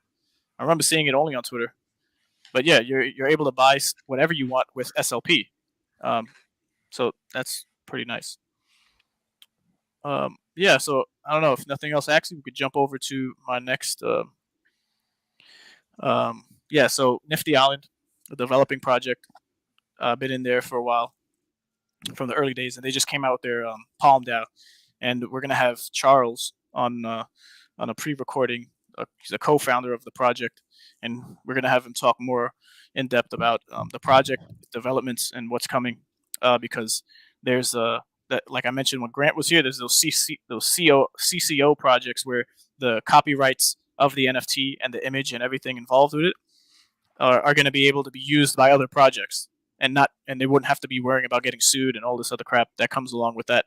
So Nifty Island is they're acquiring the best. I wouldn't play the video here, but you can check them out. But essentially, they're partnering with projects, well-known ones, to have their avatars 3D modeled, so you can play with them in the metaverse of Nifty Island. And like I talked about last week, Nifty Island, I showed you a roadmap. You can check out their website. So this is an MFR. You'll be able to literally play games within as they develop as the avatar that you bought. And so kind of like World Wide Web, but better, like an upgraded version, basically. Right. I mentioned that in a space that Charles and Zunk, who are the co-founders, they talked about. There we go. 3D avatar assets. So you want more or less empowering people in the space that see and want it to be that, right? Decentralized interoperability between assets and metaverses. Mm-hmm. So this is the extreme spectrum here that I mentioned earlier, where you're not going to have zombies coming into this game that look just like the ones from Undead blocks. So there's NFTs associated. Each one of those was always just claimed or given out as rewards for challenges. So no NFTs were actually created and sold, except for the pistols they have, which all grant you access to the beta, which is live. And so check it out. We'll have our own post for a video with more information from the founder that we'll get into. Now, I tend to be bullish on projects that support the stronger NFT communities, because if you start allowing people that are Bored Apes, Cool Cats, Kongs, Neo Tokyo, whatever these organizations, these groups are, if you support them in your project, that's a lot of whale action that you have coming your way if they see value in it for whatever reason. So right, it's a good idea. Absolutely. Yeah, I think I'm sharing my volume here, but let me know if it's too loud. I can't hear it. Well, either way. Yeah, we don't hear it. Yeah. If you can't hear anything, then it's all good because it's just a little song. But there's a lot of innovation taking place on this end, which is a long time coming. We would hear all the issues with the punk owners not having ability to build businesses and brands around them. And then Bored Ape Yacht Clubs came around, really bringing a lot of attention to that. So, I'm excited for the project. I see it going places. And there's one other project called Webverse, which is doing similar things in a 3D fashion, similar to Nifty Island. But Nifty Island has been around before Webverse, but this is what's happening in the space now. This is like the next level of where the space is growing as far as these projects are concerned, where you could use your avatars and not just buy them, hold them, and earn a token, because that's like quote unquote 2017 model of NFTs. And I'm going. Well, you have like you got like a battle of the metaverses starting to form up, right? Where everybody's launching these metaverses, and where's the attention going to go? Who's going to be the metaverse that people are going to be wanting to spend their time in the most? You're going to start seeing that as a part of the competitive part of it, of who's going to survive, over the next few years. It's going to be interesting. Right. Yeah, just to backtrack a bit, this is the post that I had up on the tab line, where you can just purchase assets within the Axie Infinity space with any of the assets you have, SLP being one of them. So that's pretty cool. And this was an announcement after a lot of people sold their mystics and land plots and things. Yeah, I don't know. They came out with so many great updates after a lot of people had a bad taste in their mouth after what they heard. So maybe it was a plan, maybe it wasn't. But yeah, last project that I'll talk about is DeFi Kingdoms. For Easter, they have a 3-day, so the 15th until the 18th. I think tomorrow it ends. You're going to be able to earn some eggs. There's a 10% increased chance of you earning eggs, which are going to be pets that help you in battle once PvE and PvP comes out. And they just finished having their expansion onto Avalanche. So yeah, if you're interested in it, we have a Discord channel in our guild, and you can learn more. The updates, join their server, and I think it's pretty cool that. Yeah, I could get into this, but yeah, the eggs are here. The pets are going to hatch, or the eggs are going to hatch into pets. There's a lot of speculation and trading for the eggs as the prices went down, as the the supply is going up. But yeah, the pets are going to have rarity. They're going to be NFTs, and you're going to be able to trade them, use them to increase some stats on your heroes. And yeah, the token prices for a lot of these games are going down. I guess DeFi Kingdoms, a lot of the community focus on the token price, but just like every other project, I'm just in it for the long haul, and I see the team. I'm betting more on the team than just what people's opinions are, which I listen to a lot of them. So yeah, check out DeFi Kingdoms. Join GoRoam.io. Could have conversations about it, and I'll be playing some undead blocks on the Discord later today, so you could check out. I guess the real frame rate of the game, unless my computer is trash. So yeah, that's it for me, and I'll just end my screen share. But hey, there's another project in the space that we all like, that we're excited for. It's Mirandus. I know Jess talked about it earlier, and he was gonna go pretty much more in depth. But I guess we'll just talk about what happened that Jess has, and we know that there was an AMA that happened just last week. It was promising and exciting to watch it. Yep. The most exciting thing about the AMA was, and I've noticed in the past, because I watch these AMAs in detail. In fact, I literally take the video and I edit out the dead spots and put it into clips, because I've kind of like archived some of the things that have been shared over some of the past AMAs. And I got to tell you, the AMA got most exciting when Bitbender ducked out, which is what we've been waiting for the longest time. You just give McCarthy the floor, let him talk to his team and talk about the things he's in without Bitbender disrupting it. And all of a sudden, it became an interesting AMA about halfway. We had a really good conversation about that in the Discord, Jesse. I had forgotten about it till you just brought it up, but that was the moment. I commented on it directly. I think I said something like, the moment when McCarthy stood up to Bitbender, that was it for me, because I'm a fan of Mirandus because of McCarthy, not because of anybody else or Gala itself. I'm just because of listening to him and the way he thinks about the game and the way he wants to. He's an OG dungeon master. You know what I mean? He's creating a whole thing for us, and it's exciting to hear him talk. And anybody who's taking away from that, or cutting him short is just not helpful. Yeah. Yeah, I want to make a note on that. When McCarthy did that, I was just like, it's finally becoming evident maybe to them. They're reaching their limit on needing to listen to Bitbender say, we can't give too many secrets, we can't do this, right. Like, you have to watch what we say. I feel like he's whipped by Eric Schermeyer, because they don't want, I guess, the community or the optics of any one project in particular to go off the rails as far as like what people, just to keep the suspense there when there isn't anything that's substantial in the first place. So when McCarthy is a developer, he's more of an artist, I think, than Bitbender. He needs to express himself in the excitement he needs to get out. And then with the community, he does that via typing. But in this particular video, he actually was just like, yeah, no, I'll hang out. There's no rush on my end. I'm going to talk about what I want to talk about. You go on to your next meeting, buddy. Pretty much, right? And not too much in a disrespectful way, but almost like I'm going to do what I need to do for my project, because that is his baby. Yeah. Right. Whether Eric knows the intricacies of what the mind is for McCarthy and how it wants to evolve into this and manifest into an actual game, no one is. I don't even think Eric Schermeyer knows much about blockchain in the first place. Every time I ever heard him talk, it's like a very I'll pay someone to do it. I don't care. I think he's a very good CEO.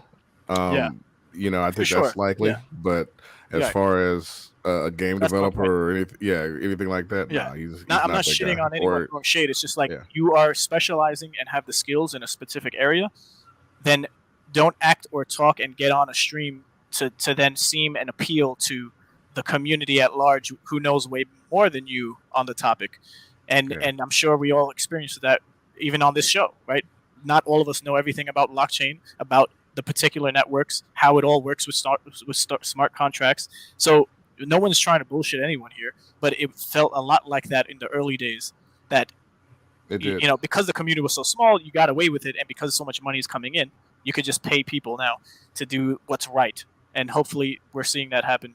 So sorry, Jess, I took a Yeah, we went on a tangent there, but you know what? Shout out to Mike McCarthy. Hell yeah. Great job taking over your AMA, and I mean, the fans were entertained. I think in the Gala Discord, in the Rome Discord, everywhere I looked, everybody was really happy Rome to be able to engage with Mike McCarthy. So yeah, Rome showed up hard. I went in there. I dropped down the bingo sheet. Right, they loved it. Was that you that dropped it down? Yeah, I was wondering where they got it from. Yeah, yeah, that was me.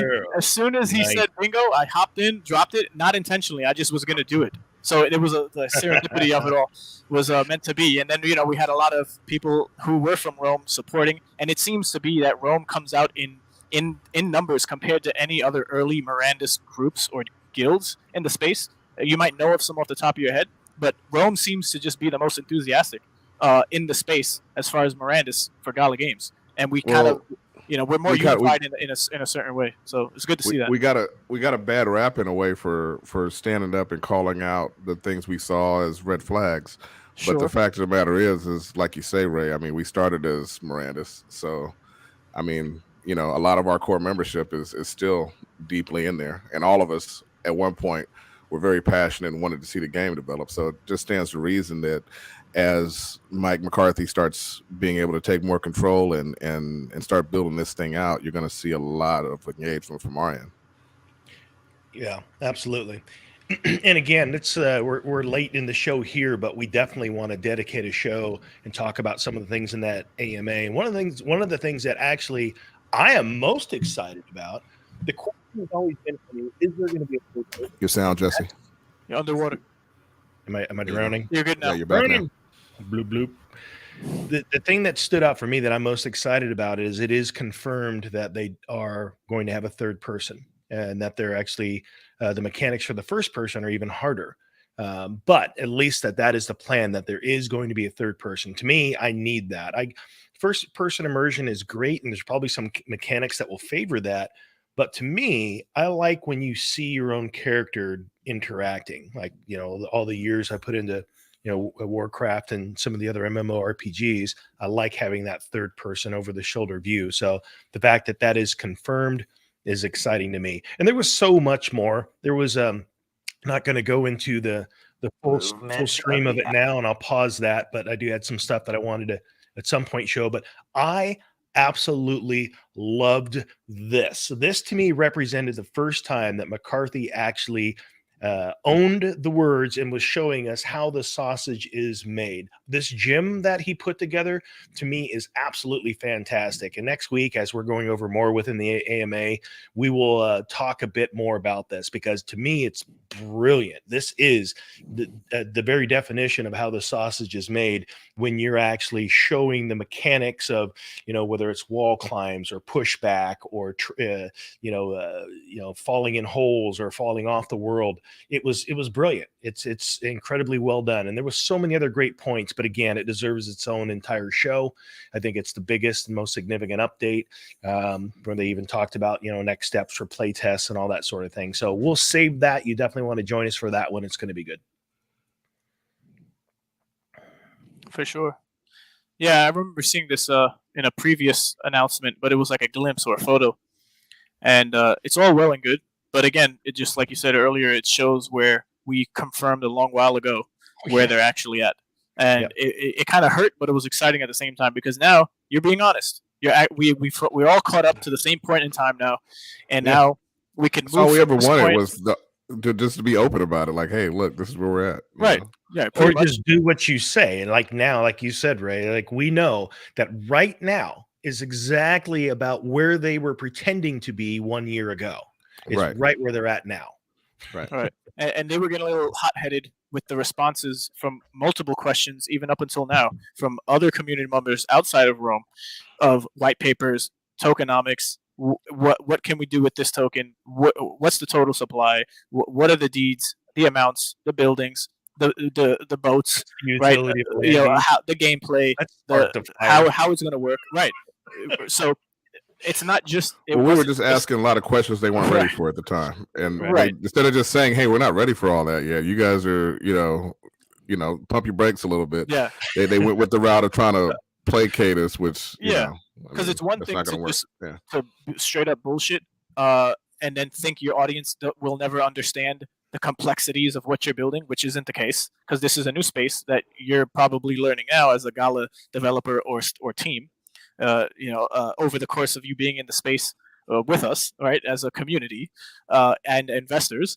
But the thing is that it's way healthier just to be that upfront because you're gonna have even until this day you have those supporters who might have wanted those questions before. They're not leaving. They're still around, and they would love, just like in the Axie Infinity community, want to help grow the project in a way with the developers, not to dictate what happens or not, and not to blackmail or to cast shade and to have him on a podcast, whether it's McCarthy or Bitbender, to then like rip them a new one, and haha, we told you so. Like it's none of that. It's more of like we've been around, we are invested, we care about these genres and the developers of the game because we follow them with their previous titles. And it's just like, yeah, let's get the ball rolling. We see some bottlenecks happening in the company. We see some things happening. We don't know a lot of what's happening. So and some enlightenment would go a long way. Just like the Axie Infinity community, it was always saying, and what other projects have learned from already. It's just like, can we just not be so uptight as far as what we can release or not because it's so new? Being combative just isn't helpful, right? Yeah.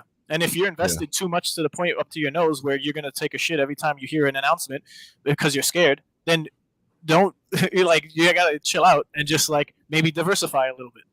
Right? That's key always, right?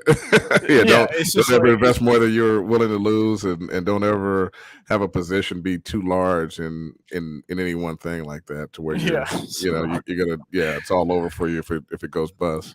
So shout out to Mike McCarthy once again because he's been managing what you've been saying really well in the Discord as well. Outside of this AMA, he's been popping in that Discord. Yeah, our guy Observer from Rome has been sharing in our Discord whenever it's been happening. So it's been happening, I think, at least like twice a week or something. He's been going in the chat and just shooting the shit with the people. And the cool thing about that is that he's shooting his ideas out there, asking for feedback, listening to the feedback, and then also taking in the ideas that the community has at the same time. And that's the development that we were always promised with Miranda's, and he's actually doing it now, which is amazing because like you guys said, I mean, it's we're a year out, but they're now all of a sudden I'm starting to get excited about Miranda's again in a way that I haven't been since we started covering Star Atlas, so quite a while now. And I'd like to make a point on the community that exists that is not a part of Rome in the Galaverse Discord for Miranda's. And even Bitbender himself, when we were live, there was a comment in the section that was saying, oh, they come out of the woodworks and they're talking about Rome and its citizenry in support of the project, right? Because every time there's someone from Rome who talks, it's not about something negative. It's questions that are not something or probing questions to see if there's actually nothing being developed. Like, I don't know, the way it's a very one-dimensional thinking that some people have, and it's the lack of learning more about community and the groups associated within the Galaverse for Miranda's that I see is why this happens. So people tend to think that like hold on. Let me get this out. But Bitbender is over here saying, we come out the woodwork, and I didn't say anything in the chat, but it's almost like, of course we come out the woodwork to support when there's updates, when there's something to be excited about, right? We'll be around. We're in other games within Gala, like the tanks, spider tanks, and if you are, because I'm just in those two. Oh, and The Walking Dead, right? I'm in The Walking Dead. I got my nodes. We got our nodes, right? So we're highly involved, like / invested, and it's not because I want bags to go pumping, right? It's more of like, if there's anything to be excited about, we're going to be there, and we're going to talk about it. But if there's nothing for so long, you're going to make it seem like we don't come out only if there's an AMA because we just want, we want to stir trouble. And it's just like, you don't know any better. And then on the other side, we don't know any better because there's nothing really being shared. We could always hang out and be evangelists for Gala game and be, the most Gala maxis. But that's not realistic because we all have families. We all have other projects and other investments. So you can't expect all of the citizenry of Rome to be up in the Discord and hang out and just yay, wag me, and do all the positive. It's almost impossible. We wouldn't be doing our show if that's the case. So thank you, Observer, for being able to dedicate as much time as you do to updating us there's things coming down the road for that, and that's the whole point of community. So we all have eyes in the back of our heads, and we could all work towards and have fun together playing these games that we want to play. So for all those types of comments, I just think it's pointless, and it's what they are telling us that we do. It's like a weird double speak Twilight Zone situation going on. Well, you can't, and that's the thing about it. Like I think a lot of people misunderstand what Rome is, right? Because we don't operate as a monolith. And you might hear one of us say a comment one day on the show, and you might be personally offended by that or whatever. You feel like, oh, you were attacked, and you might feel like all of Rome is behind that. When we were, we've had knockdown dragouts in the Rome Discord where we go at it, and over Miranda specifically, and Gala in general sometimes, you know what I mean? And the people who are staunch Gala Miranda supporters are still core members of the guild. They didn't go anywhere. You know what I'm saying? Like we protect all of the membership and freedom of speech and things of that nature. So yeah.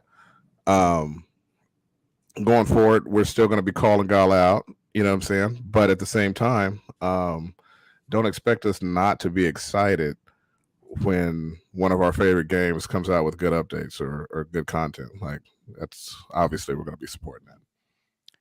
Well, that's totally correct. And I don't know if anyone else has anything to say on the team here. We can do our wrap up roundabout because we just hit the top of the hour, 3 hours total, closer to the world record that we ever had before.